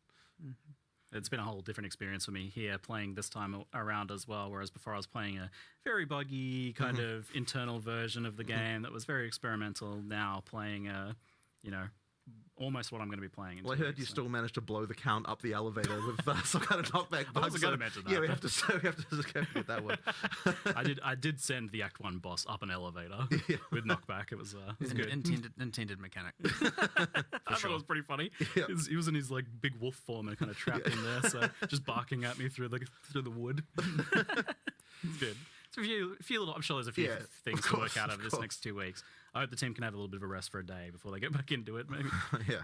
Yeah, it's been a lot. So you've done that pivot to the end game focus and got so much for us now to play around with in the beta, and it seems like originally I was thinking, we might be playing for a few weeks here, and then maybe going back over to some Path of Exile 1 stuff. But it seems like you guys want us playing through Christmas. That would certainly be good. Look, there's enough stuff there. I think it will take people a long time to get through. Yep. And obviously, it's also going to be the first time people are playing through a completely fresh campaign as well. I think that will take people a fair amount of time.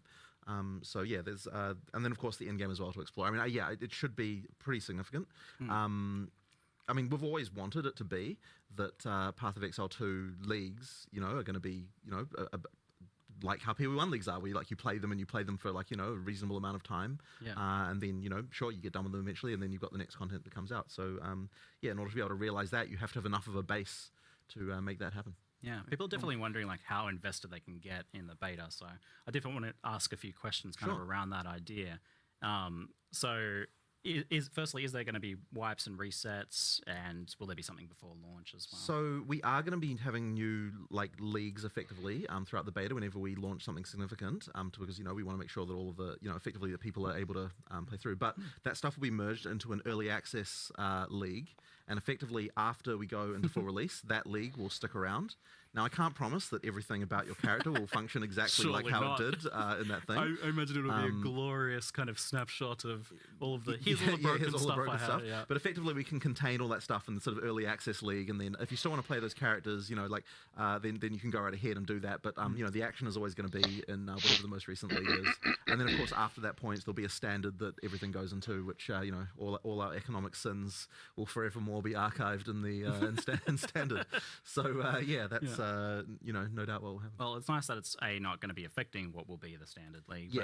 Also, that's that the idea. people will be able to kind of get invested in their characters. Because, Yeah, absolutely. I mean, there's even something kind of cool about the idea of making something that will be like that little historical piece. Yeah, absolutely. A little collectible. Absolutely, and I'm sure there'll be some handful of legacy things that only exist in early access leagues. So I guess we'll have to see what gives the unique balance. You talked about like the playing for a week or how long are we expecting? Yeah. Well, we also got to remember, and a lot of the POE1 players were thinking very differently to people who are obviously going to experience this as a new game, but it is a new game. Yeah. Right? You don't have all these predefined, hyper-refined builds to play to immediately, go through things. You don't have people coming in with like fully detailed 7 million line build guides of exactly what to do with what items.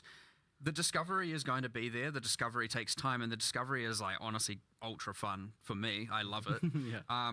Now those things will emerge after time. Of course they do. Completely fine. But you should remember, like, there's a lot of game to play here to discover, to learn about the world, the new narratives, the new world building, the new unique items, the ascendancy classes, the massive passive tree, which is bigger than POE1's, the end game systems, the bosses, it's not going to be this I personally, when a POE1 league comes out, for example, I play for like a month, sometimes a bit longer, sometimes a bit less. It ultimately also depends largely what's going on here and how much I need to invest here. So, and there are other people who play for more like 3 and whatnot, but there's certainly going to be a much longer time period you can play this for while still discovering new stuff and not feel like you're finished, you know what I mean? Yeah. Now, of course, you see that's subjective. Everyone can pick their own point when they finish, but if you want to see everything and do everything, you're going to be investing a lot more time, especially these first-time rounds, and then obviously with every league, there's more to discover, but you get faster at doing all these parts over and over and over again. You'll get more efficient over time. That's how the game works. So, yeah, I'd expect a lot of time to be sunk into this to fully explore it to start with, like a lot, not a week, not 2 weeks. You're going to be going far, far longer than that if you want to see everything. But, it's up to you. Play at your own pace. See how you want to go. Learn at your own pace. That's the beauty of a new game as well, which we haven't been able to experience with Path of Exile 1, or other games and for so long, is actually discovering the entire world. And yeah, there's some familiar mechanics at the end game and stuff like that, which is awesome for people. But I certainly want to really. I'm very excited to see. Ella.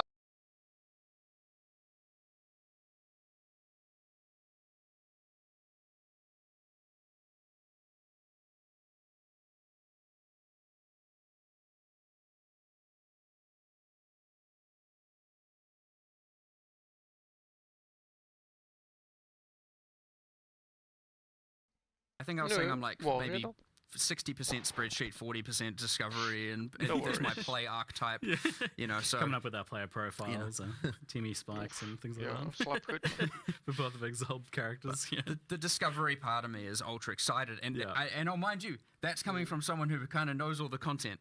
I'm still, because there's something different about making it versus actually playing it live with the players, seeing them discover it, uniques being linked in chat and on Reddit, and all of that is just so cool. So we're going to get a massive dose of that, and it is like genuinely exciting to just see how people are going to think, what's worth 1 chaos or what's worth 10 chaos, what's worth 100. If chaos is even the metric. Is chaos even the currency that people settle on? We were arguing about this earlier. I'm pretty sure that 1 C spam in chat might turn into 1 E, because 1 exalt, given that exalt is now... I think it'll be chaos. People probably... Ad remove will still be... People don't appreciate, by the way, so when we say we've increased you're going to be getting multiple exalts in Act 1. In POE2, we actually have increased that a lot. It isn't just like an idle, I can thing. see exalts becoming the new kind of like chaos. I think actually that chaos will being be. the new divines. I actually agree. But we'll see. That's my point. But it's a new economy, right? Who even knows? The market will have to. But I like that we're already arguing about this. It's good fun. So, do you have some kind of beta release roadmap for updates and things like that for people to look forward to? With that, we certainly did have one 6 months ago when we were, but now that we're sort of getting to release, it's like, oh my god, we have to look at it. So, look, I don't think it'll be any less than 6 months. I think it could easily end up being more. I certainly don't want to. Look, 2025. I think really want to be full release in 2025. I don't really want to be spending more than a year. That would be pretty crazy. But I mean, honestly, like we have to get all the content finished, and that sort of stuff. Not more than a year in early access, really. And of course, we have to That's, we have to get the game to the point when it is really ambitious. Fun. We have to. Dat ze niet make langer sure als that, een like, jaar all in the early things that access we've got willen the zijn. the players got the economy right, like all the stuff. I mean, there's a lot of things that we have to sort out. Dus So I kind of have volgend a jaar feeling that the first full few weeks release. at least are going to just be a scramble of like, Maar, oh crap, someone like ambitious. with this crazy thing out, and we found this thing, and like that's always scary, because it's just when we add content to POE1, it's like at least the kind of base of stuff that we have is kind of well tested and people know kind of what's going on with it. But here it's like just complete new world, and we're the kind of game that has a lot of ability for players to do stuff that we wouldn't anticipate. We have just the way support gems work and everything like that. So there's certainly a lot of worry that like there's just going to be builds that are like completely ridiculous that we just never anticipated, combining certain things in different ways we don't expect. With hundreds of support gems, it can be like that. So that's going to be an interesting one. It will happen. Yeah, for sure. It is inevitable, right? Like there's nothing we can even do about it because you need hundreds and thousands of hours of testing to be able to do that with what can only be done with hundreds of thousands of players. But that's also the magic of it all, which is awesome. That's why I was asking you, like, are you literally really doing 12 classes and 36 sentences, like actually? Yeah, that's absolutely. We have we know what we want to do with it's all a bit that unhinged. Stuff. It is a bit, but we like a challenge. I mean, a studio that produces a passive skill tree like we do clearly has a bit of a glutton for punishment with regard to just like mixing. You totally could have done 6 and then like I don't know, added more later in an expansion or something. Yeah, I mean maybe we could have. I mean, look, this is the plan. This is the plan. I mean, like as people go through early access, it's going to feel like there's just expansion content coming up pretty frequently. Just because we have all the stuff that we kind of got a lot of the way through. So there's stuff to come. I mean, look, I'm pretty sure. Like I really want to get the Druid out. Like we announced it, we've talked about it. It's a lot of fun. Really want to get the there Druid as out. soon as we can. So the Huntress, we've hopefully talked a bunch soon about as well. There's like those kinds of things. I think we'll be able to move towards those pretty quick. But there's obviously more to do. The other thing you mentioned, talking roadmap like things, is we've always been. It's hard to predict because a lot of what will happen is, and what we leave space for is reacting to what the players want. And so if you plan everything for so long, you're going to have very, very, very slow reaction times to fixing, or adding certain content where there may, maybe the issue is like, the campaign needs more of this, or this class needs more of this, or something. So if you're planning, then you're going to be delivering on what they want solved like a year down the line or even longer. And where we like to remain very, very dynamic and like, you want to be able to fix that stuff like, this is the main problem. Like, sure, obviously you need more than a week sometimes, most of the time. But we want it generally to be that the next releases, expansions, updates, whatever, can alleviate as many of those problems as possible. So, yeah, you try not to get too strict with the planning has generally been our philosophy because especially when it comes to actually having the live service product out, because that is very, very important. Otherwise, you're never going to seem like you're doing what people want. And what are you doing if not that? So that actually is a good point. Like I was going to ask, what do the team want out of the beta? Because obviously it's like a good way to market the game, but it's also key to shaping the game in the future. Like an actual beta, it's not just early access. I think one of the most important things, I think it's going to be really good for the development team to get back into a live mindset and like get it back into the idea of like everything we make is shipping. People are seeing this. Like get back into this. People are seeing. Like actually getting back into that and like being able to sort of see directly like, okay, we make something, it goes in the game, people like it, don't like it, like that kind of stuff. Like and that really like that has been our studio for like most of its lifetime. Obviously, we before we released POE1, it wasn't, but after that point, I mean, we are a company like we are a company that likes to think that we can do live service better than anyone else. Like that is our goal. And so, like, getting back into that again, for the entire, for everyone in the studio, so everyone's working on things that are going to be releasing within, certainly in less time than 3 months away. is going to think be really really good for us again. I look forward to just being able to do that because these long term, like really long term things, like that span over years. It's like you go so long without proper feedback, like stuff kind of gets made, and then like it's not really in a real game, and so it doesn't get probably tested lose properly. perspective, And you absolutely lose perspective on this stuff. So I think that that's just going to be a really great to get back to that again. Yeah. I honestly, as you said, it is early access. It is a beta period, and I'd say, personally speaking, the thing that, and we mentioned it briefly about the character balance and the builds that are broken and all that, that's obviously pretty useful to me, right? Yeah. Plus, we have other systems in there, like, the checkpointing system, right? You have to kill the boss in one life. These are things we haven't mass tested, and obviously other games have, and they work, and that's awesome. There are other things like, the end game system is a little bit less forgiving in that if you die, you fail the map, right? These things are things that we obviously need to test and iterate on in the future by adjusting the difficulty and stuff like that. And especially as you get towards this point of, the end game, like, okay, Act 1 has been tested like crazy. Yep. Right? And you get less and less testing as it goes on because you get less people, they've just been around for less time. And so, yeah, it's going to be a huge amount of iteration and feedback and from the players and us just, reevaluating all the stuff. And the thing is, we're always dynamic about that stuff. Like, we'll just change things if it's wrong. We'll redesign it. We'll come up with a new way. Jonathan's a firm believer of if A doesn't work and B doesn't work, then we'll find C, we'll find option C, we'll find option D, and we'll keep changing things and we'll make it work. So, yeah, it's going to be a lot of that iteration on our design decisions, how forgiving, because, like, the game is pretty hard, it can be pretty hard. And so when you're on that fine line of, like, if things are difficult, it's not too easy to know if you've tilted one way or the other. So, finding what everyone agrees should be the common corrected difficulty is something that I will obviously be paying very, very, very close attention to. It's a pretty hard thing to nail down when you are making the game. And so we've seen that a lot where you folks have been pretty willing to change and then rechange again some of the core features like flasks and the waypointing system and portals, and you're keeping that kind of mindset going into the beta then. Of course. I mean, look, we're always willing to change stuff. Like that flask thing, like the most recent change to that was like ultra recent. Like have we even had like a closed beta of that yet?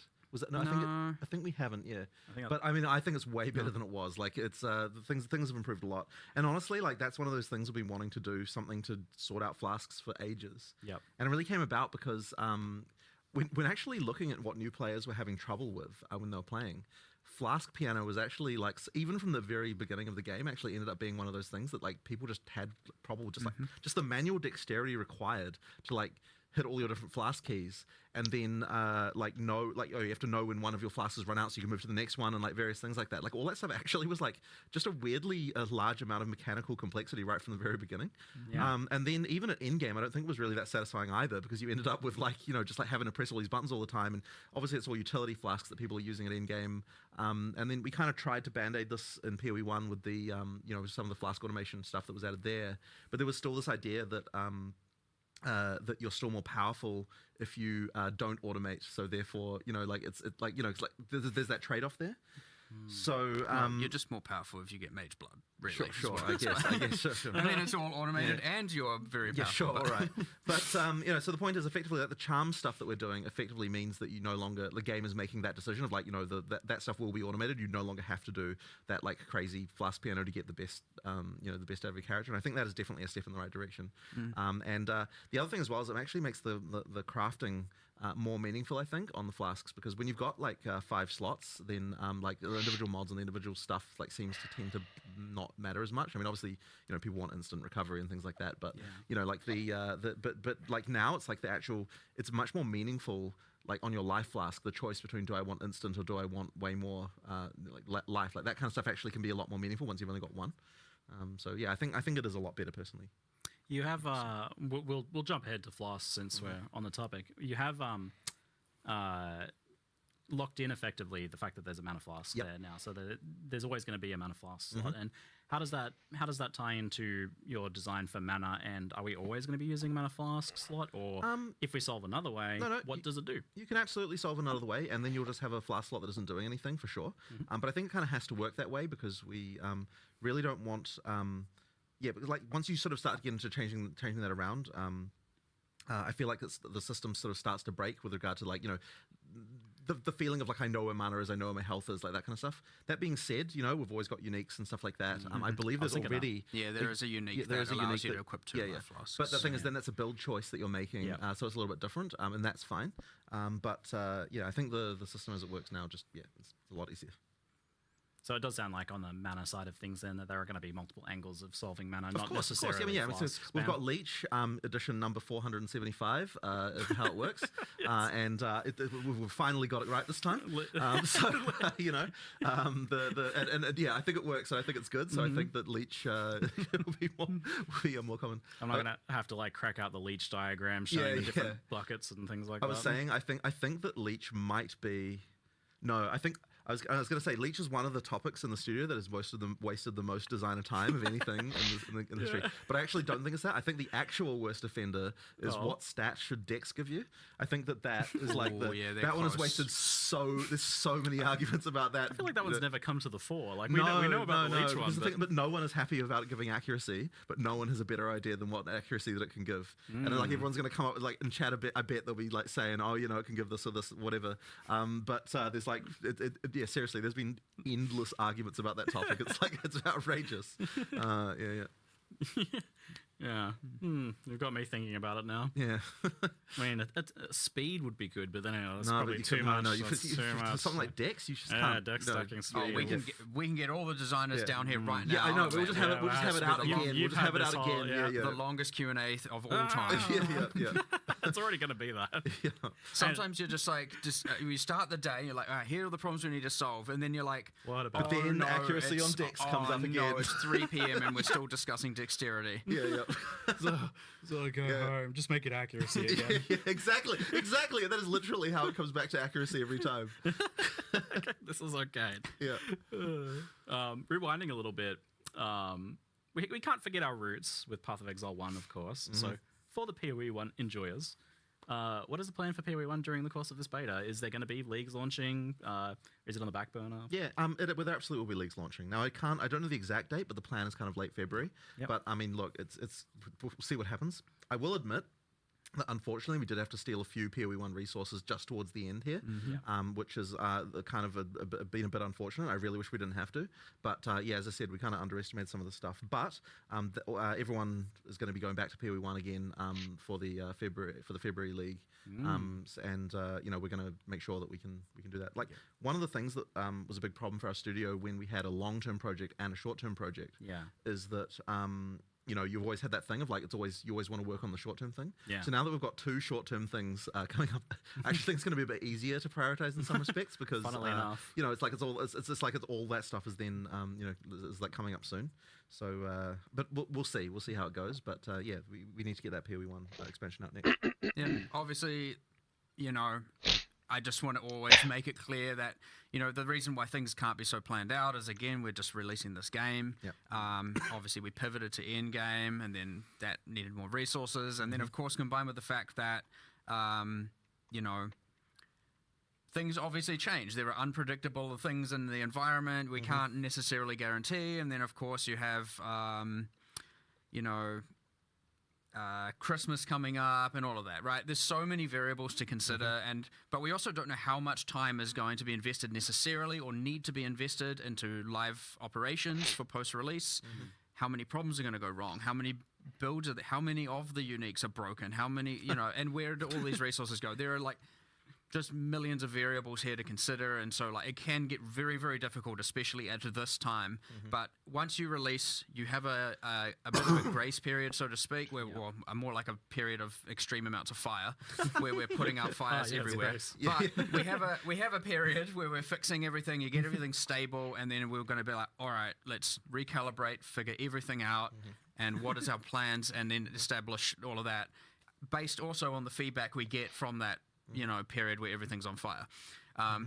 Not to make it sound like it's going to be bad, but that is the inevitability, is that there's always problems. Hopefully it appears good from a player perspective, but there's always going to be like, oh my god, people found this, and we don't have to see all the fires. Yeah. Like ideally, the best thing is when we're able to fix some kind of exploit before people even hear about it. Yeah. And when I say exploit, I'm just talking about some broken thing. Like if we we obviously normally have to worry about like the whole mid-league nerf concept. But it's like if you can deal with something within like an hour or two of it happening, then it's like you're kind of okay because no one had a chance to kind of like everyone didn't swap their build over to it or whatever. Yeah. But we're gonna have to be really on the ball for POE2 just because there's so many things that are new. Well, I mean, look, we have several bosses with several elevators. How many of them can be pushed up the elevator? You know what I mean? Well, that's what I mean. When I say a fire, I'm talking about bosses getting pushed up elevators. Like, that's not okay. Yeah, I am liking my mercenary flashbang knockback is very fun. Right. Yeah, you need to look into that, by the way. The whole flashbang. I feel like you're gonna nerf my build. Yeah. This one, he's finding fires already. Yeah. No, these are the fun things. Discovering that stuff can be very fun for the players. It's just internally, it's like, oh no, what are we doing? It can get a little bit panicky after release, and it there's lots of things going on. You're like, oh geez, what do I solve first? But obviously, it's the same as POE1. We're good at it at this point. Got some experience. Yeah. Belts. You aren't going to be torturing us with like releasing beta stuff at the same time as POE2 POE1 league launches. Yeah, the plan is to keep them separated a bit from each other so that you get a chance to play. Don't with make me both teams. choose. Yeah. So we saw a cinematic, to put it lightly. It was that was quite epic, and I know has been cooking for quite some time, and that was pretty exciting. But we've also seen just a lot of story stuff happening on a much higher level than previously now. So stepping up your storytelling game. So we're really wanting to make sure that the storytelling in POE2 is much better than what it was in POE1. There's a lot more kind of that kind of like stuff with the introductions to boss fights and the outros and things like that. Like all that stuff, we've just got a lot more storytelling going in. All of those things. We do have the intro cutscene. There's also kind of light between the acts. There's these kind of more kind of motion graphic type cutscenes, just kind of establish things. And there might be some more surprises later on in the game as well. Not in early access, unfortunately. Later on that we can that you can see as well. But ultimately, we just want to make sure that I think a lot of people who got through the POE1 story had no idea what was happening by the end. Effectively, we want to make sure that is not the case this time around, that people really are able to absorb things. But guilty. One thing I will say, though, is that it's ultra important to us that we don't break the feeling that, when you're playing a second time, that it feels we don't want it to feel annoying the second time. We were talking about this morning. About you don't take the control out of the player's hands. So I'm personally a believer of the fact that if you just when you change the camera position for a cutscene, immediately it feels way more annoying, because there's this whole thing of like if you click on an NPC and the camera changes position, sure, when you're playing through the campaign the first time, that kind of thing is that can be cool, but then if you're you're playing through the second, third, fourth, fifth time, you want to be able to go to the NPC and go click, click, click, click, click, and just get past, and without it feeling like you've had to sort of worry about anything. So effectively, we want to make sure that it's still that we still have that, because ultimately, we're a game you expect people to play through many times. So ideally, we can kind of deliver both the situation where the first time you play through it, it feels like an amazing story that you're getting, that you're taking seriously, that you're understanding, that there's all those sort of touch points and little things just all through, while also maintaining the fact that if you know what you're doing, it's you don't have to go talk to some quest giver just to get a quest. You could just go do the thing, without having to talk to someone about it first. That kind of stuff is really important, just to make that stuff work well when you know what you're doing. Yeah, you said something this morning that stuck with me, where you said Path of Exile is a game where the player's meta knowledge is allowed and encouraged. Absolutely. So you're allowed to cheat with quests. Effectively, there's what the character knows and there's what the player knows, and in our game, what the player knows needs to be sufficient as far as being able to progress the storyline. If you don't want to have it so you just talk to an NPC just to find out something you already knew as a player. If you kill this boss, you get the next area's waypoint, so you just kill it, log out, log in, waypoint, right? I love doing that. Meta knowledge. Sure. Yeah. So you explained to me the other day the kind of the context for the beast and how that leads into the cutscene in the beginning of POE2 from POE1, and that I think helped put it in a lot more perspective for me and made me appreciate and understand what's going on with the story. So effectively, what you're seeing in the opening cutscene is effectively the a new seed of a beast that is going to be is growing. Now in POE1, the beast was killed. And then what happened in response to that is a bunch of all the gods in the world were able to, were able to effectively rise again. And you killed a bunch of them, but there are more, in the world. And effectively, we don't want to spoil too much about the storyline overall, but effectively, obviously someone here, the Count is wanting to harness the power of the beast once again. And then we have the mysterious figure there who is saying, no, don't do this. This always turns out badly. There was a comment in chat that I loved that was like, stop opening Eldritch boxes. Yeah, exactly. Why do people keep doing this? Yeah. But I would. If someone handed you a mysterious orb, wouldn't you press the button? I mean, there's a puzzle box. Exactly. What's inside? Exactly. Yeah. I mean, I'm going to try, but who knows how many hours it's going to take me. Indeed. So we had a fun moment earlier where you were watching it and you were like, "Oh, we really need to rename that passive because he's a Karui and it's a wolf. It's called a wolf. Great Wolf's Howl. And the Great Wolf obviously being so he went out there. Ismite history. You started telling him. I stomped out of the room and I was like, "We need to rename that notable. He's Karui." And then I was kindly reminded that actually he was an orphan who orphan and was adopted by a Ismite and raised, and so yes, there is a mixture of Karui and Ismite background, and I was like, it works. You were wrong. Fair enough. I walked back in here all sad and whatever. My bad. It's fine. The name is good. He looked so chastised when he came back in, but that just like points to the fact that I feel like you're doing a lot more with the characters here. For sure. You even mentioned that ascendancy stuff is going to have an impact story-wise. So, with that's wild. We just think a lot about this kind of stuff. So the acolyte of, I always get this name wrong. The acolyte of is it Chalula? Chayula. I always say this wrong. The acolyte of Chayula, for example. So that we have this sort of storyline with the origins of the monks, where there's like an order of monks who worship a thing they call the Dreamer, and the Dreamer is actually Chayula. So they don't know this. So they're effectively worshipping a breach demon. So the acolyte of Chayula is effectively you embracing the fact that I'm worshipping a breach demon. I'm just going to go all the way. I'm in too deep now. Yeah, exactly. we're just gonna do it. So there's a lot of thinking like that goes into these things. Like what is the history of these people? Because I think a lot of that stuff inspires interesting mechanics as well. So for example, on that one, you've got that into the breach skill, which kind of means you're always in a breach all the time. You can see the things going on. Like that stuff is. I think that there's a lot of cool inspiration there. So coming up with that storyline stuff for that stuff, there's a couple other little things that I think is cool as well, and hopefully people will notice and pay attention to. So there's one of the bosses that was shown as uses a lot of time or chronomancy, and interestingly, if you are a sorceress and you ascend to chronomancer and you then go to fight that boss, if you, for example, try to use time freeze, the boss is like, that doesn't work on me, and has a dialogue line. And if you cast temporal chains on them, he's like, just puts it back on you. And it's like, And so there's interesting things like that, and it doesn't like change things on a grand scale, right? It doesn't make a certain class not viable or anything like that. But there's this interesting little quirks and quips everywhere. Different bosses have different intro lines depending on what class you're playing. They have different skill lines sometimes depending on what class you're playing. We've got different dialogue all through the campaign for different classes. Like the sorceress is obviously from the Maraketh. When she goes back to the Maraketh, there's kind of a little backstory there about how she was banished originally. So she needs to find a way to she needs to be accepted back into their culture again. Like we've got things like the character we talked about earlier. So the warrior was an orphan. He was brought up by actually one of the NPCs in Act 1 town. So obviously there's a whole different dialogue there because he's effectively his adopted son. We've got things like that.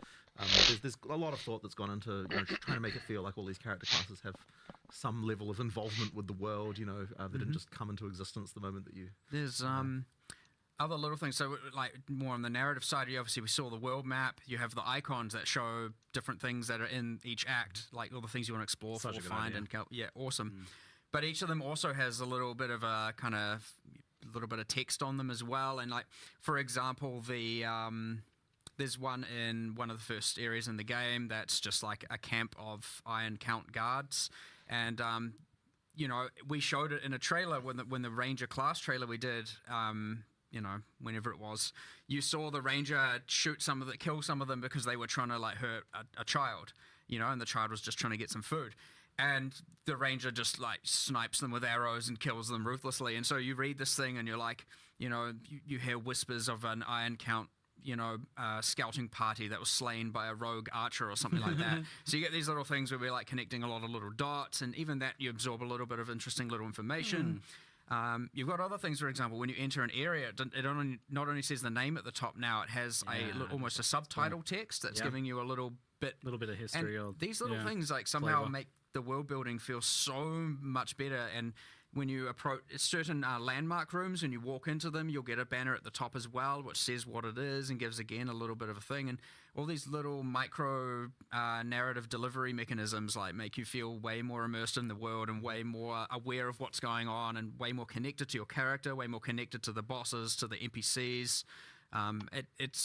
There's a lot we're doing now that we certainly never did before. We didn't even think of before.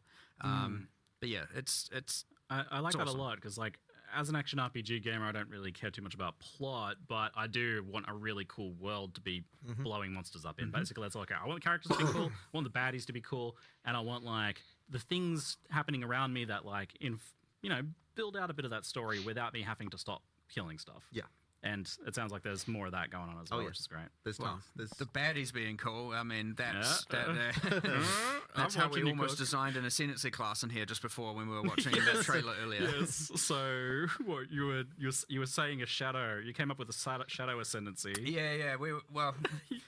Internally we had some developers watching the trailer yesterday, getting excited about it, and then I was like, I want to play that. I want to play that character. I want to be that character. Yeah. That's awesome. That like. Kind of Val Thaumaturge type character, and so like all of a sudden it's like we should make that a class, and then we had another guy like suggest it should be a shadow, and so now I'm like, oh yeah, we're definitely we have to do a Val Thaumaturge like shadow ascendancy, like that's gonna be cool. And you can do awesome things now. Even I know it's hard to see because you hide it up. Okay, back to Silent Hill.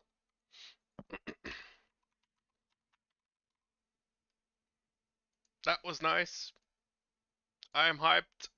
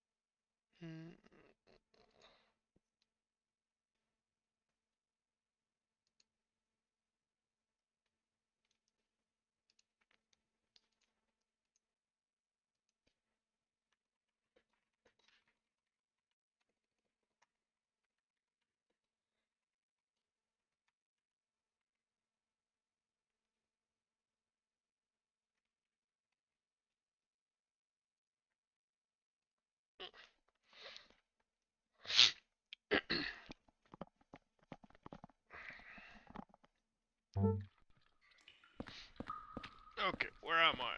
What was I doing? How did I get here?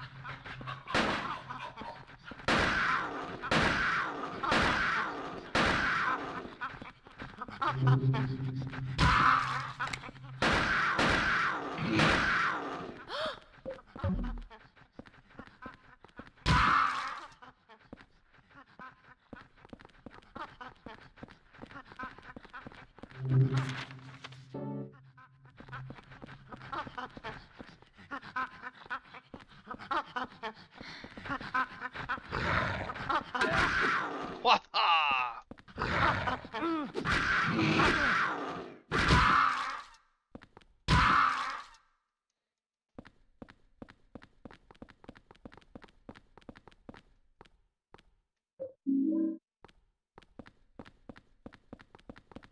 Is there nothing here? Really?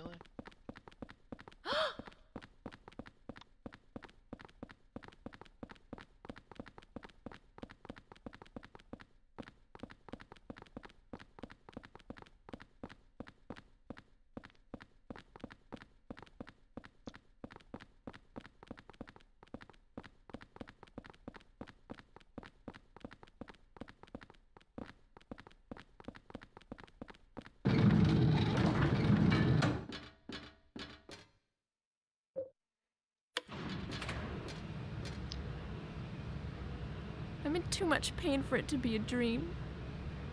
Plus, I can see you so clearly. I can see clearly now the rain is gone.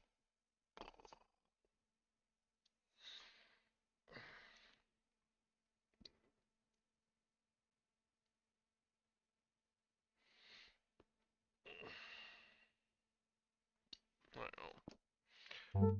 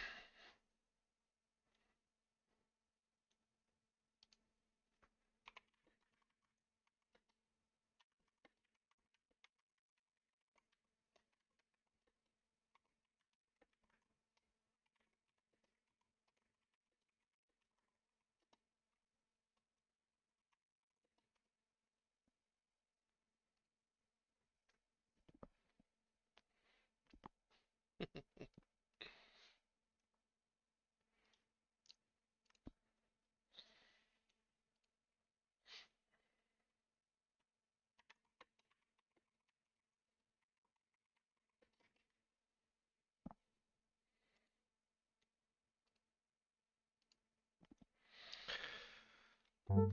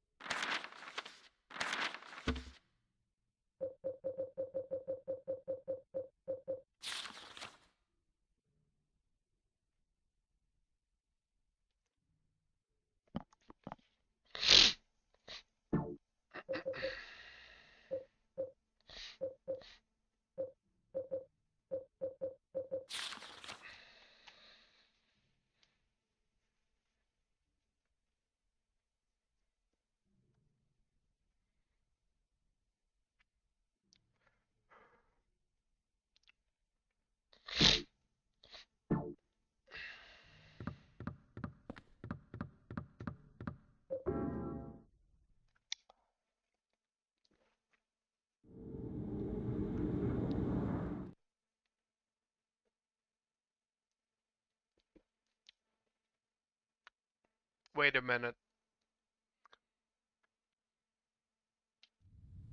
I have a big brain idea.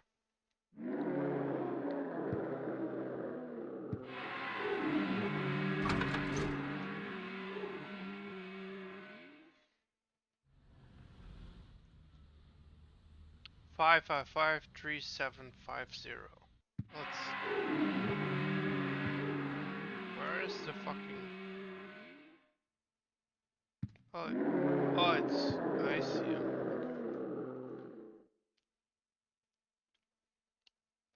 Okay. 5553750.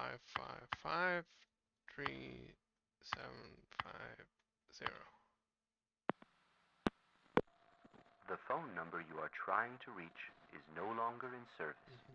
The new number is 555 Big brain. Big brain. Haha.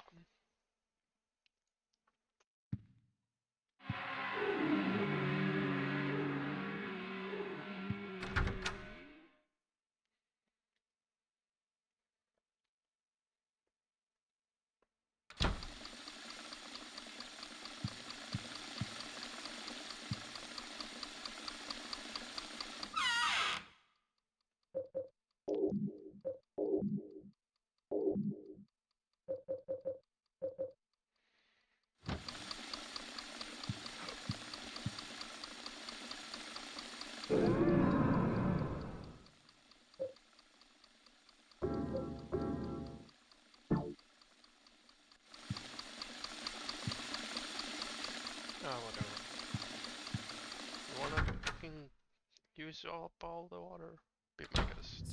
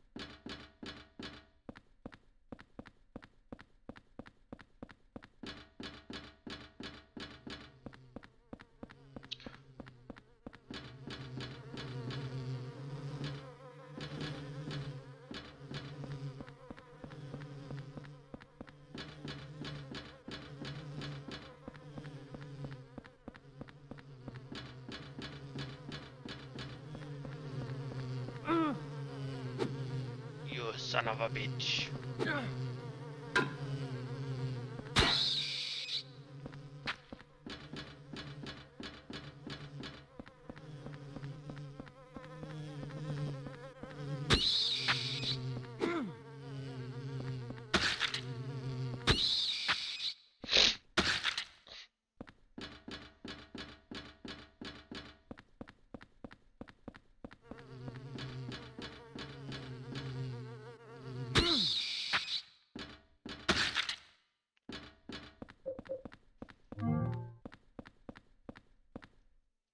Heyo.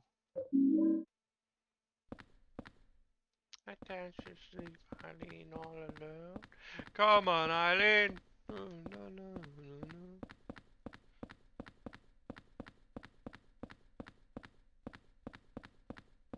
So what am I supposed to do?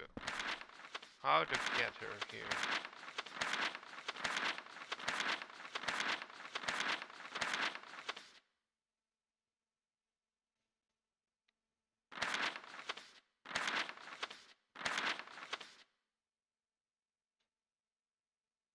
Like she can't. No, that's not it.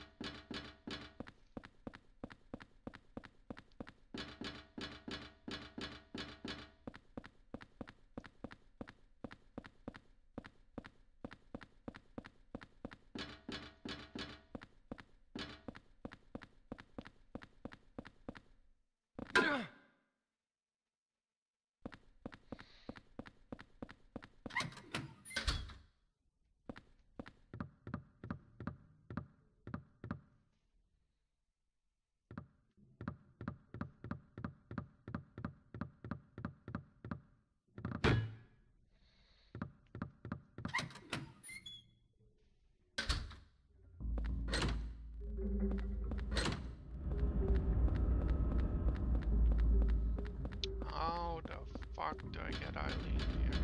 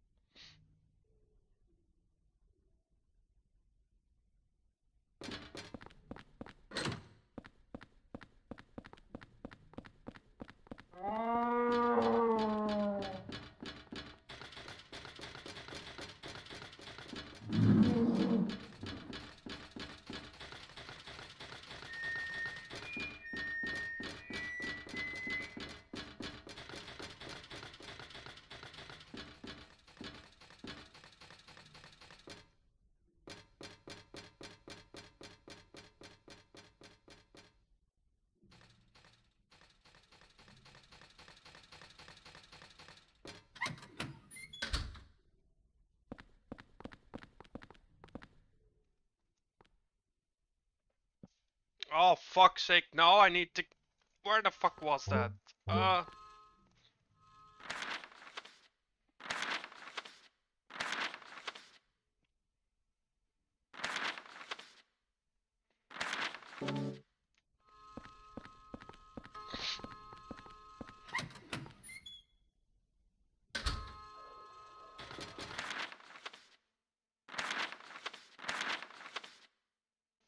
Yeah, I think it was this way.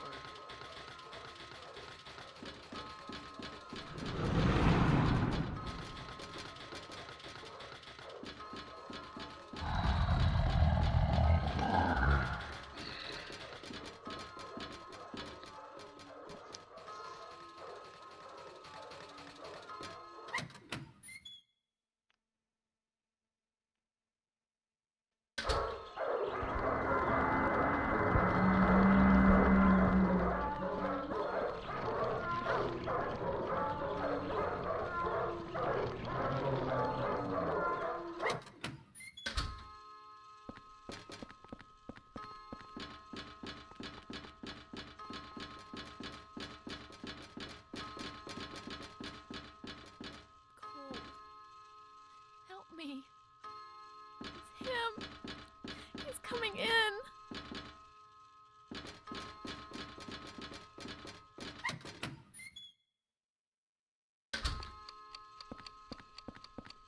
Bingo.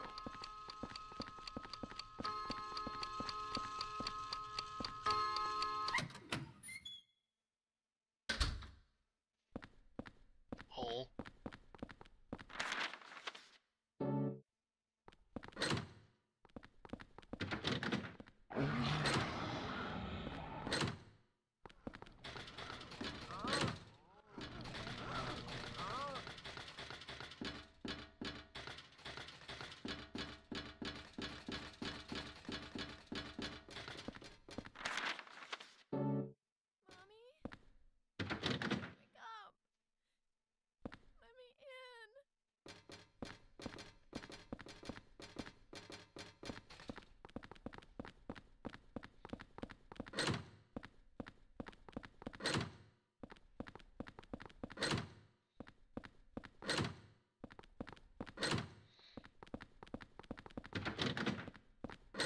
One of these doors.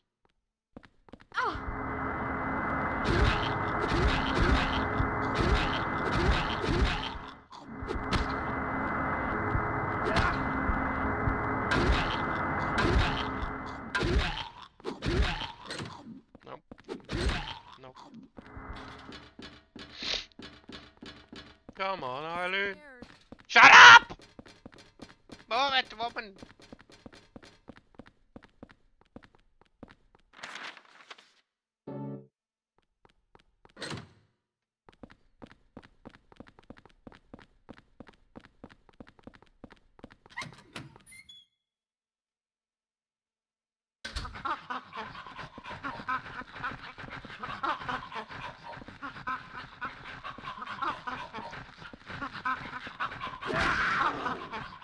Mommy? Wake up!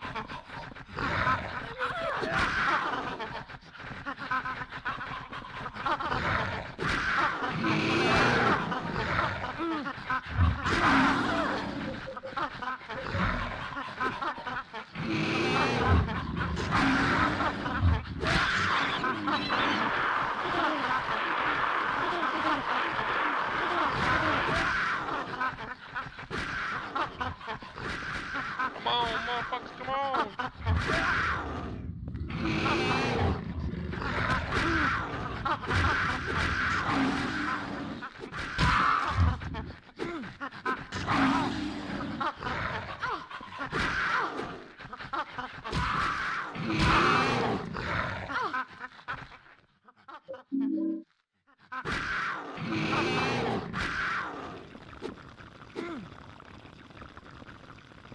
Ein, zwei, drei!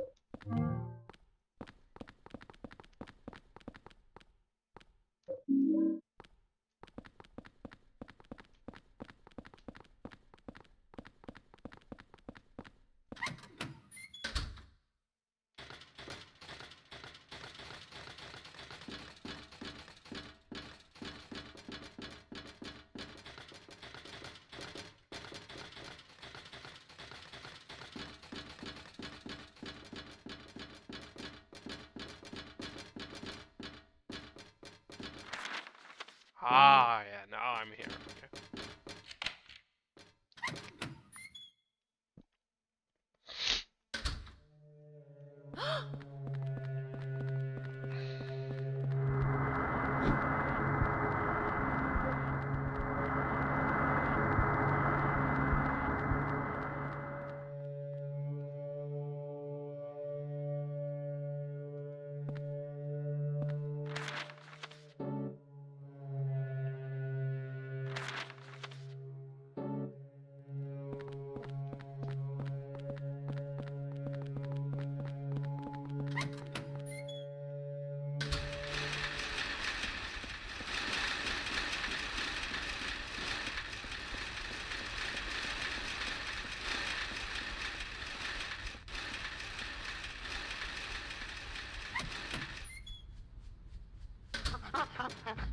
Wait, what?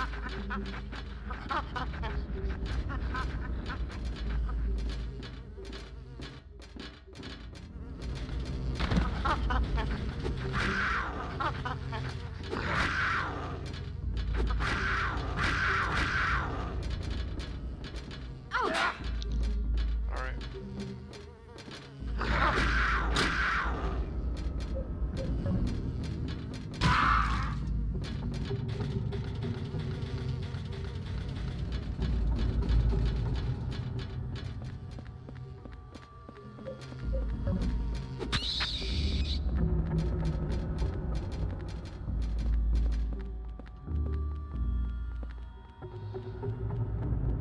Are you coming?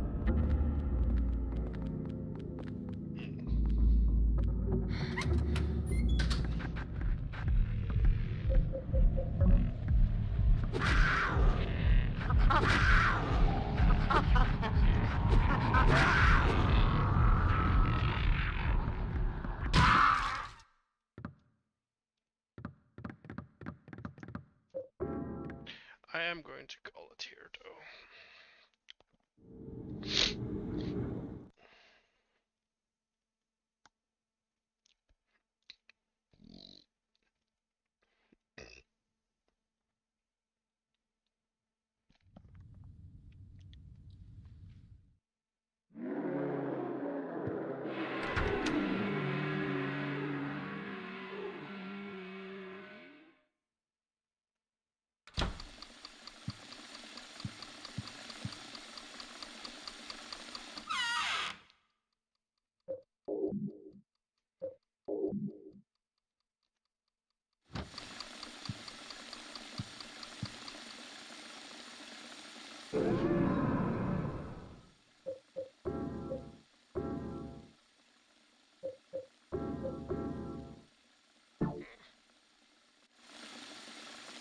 All right.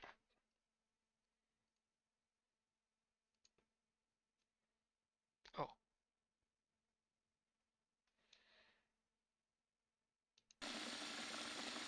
Okay.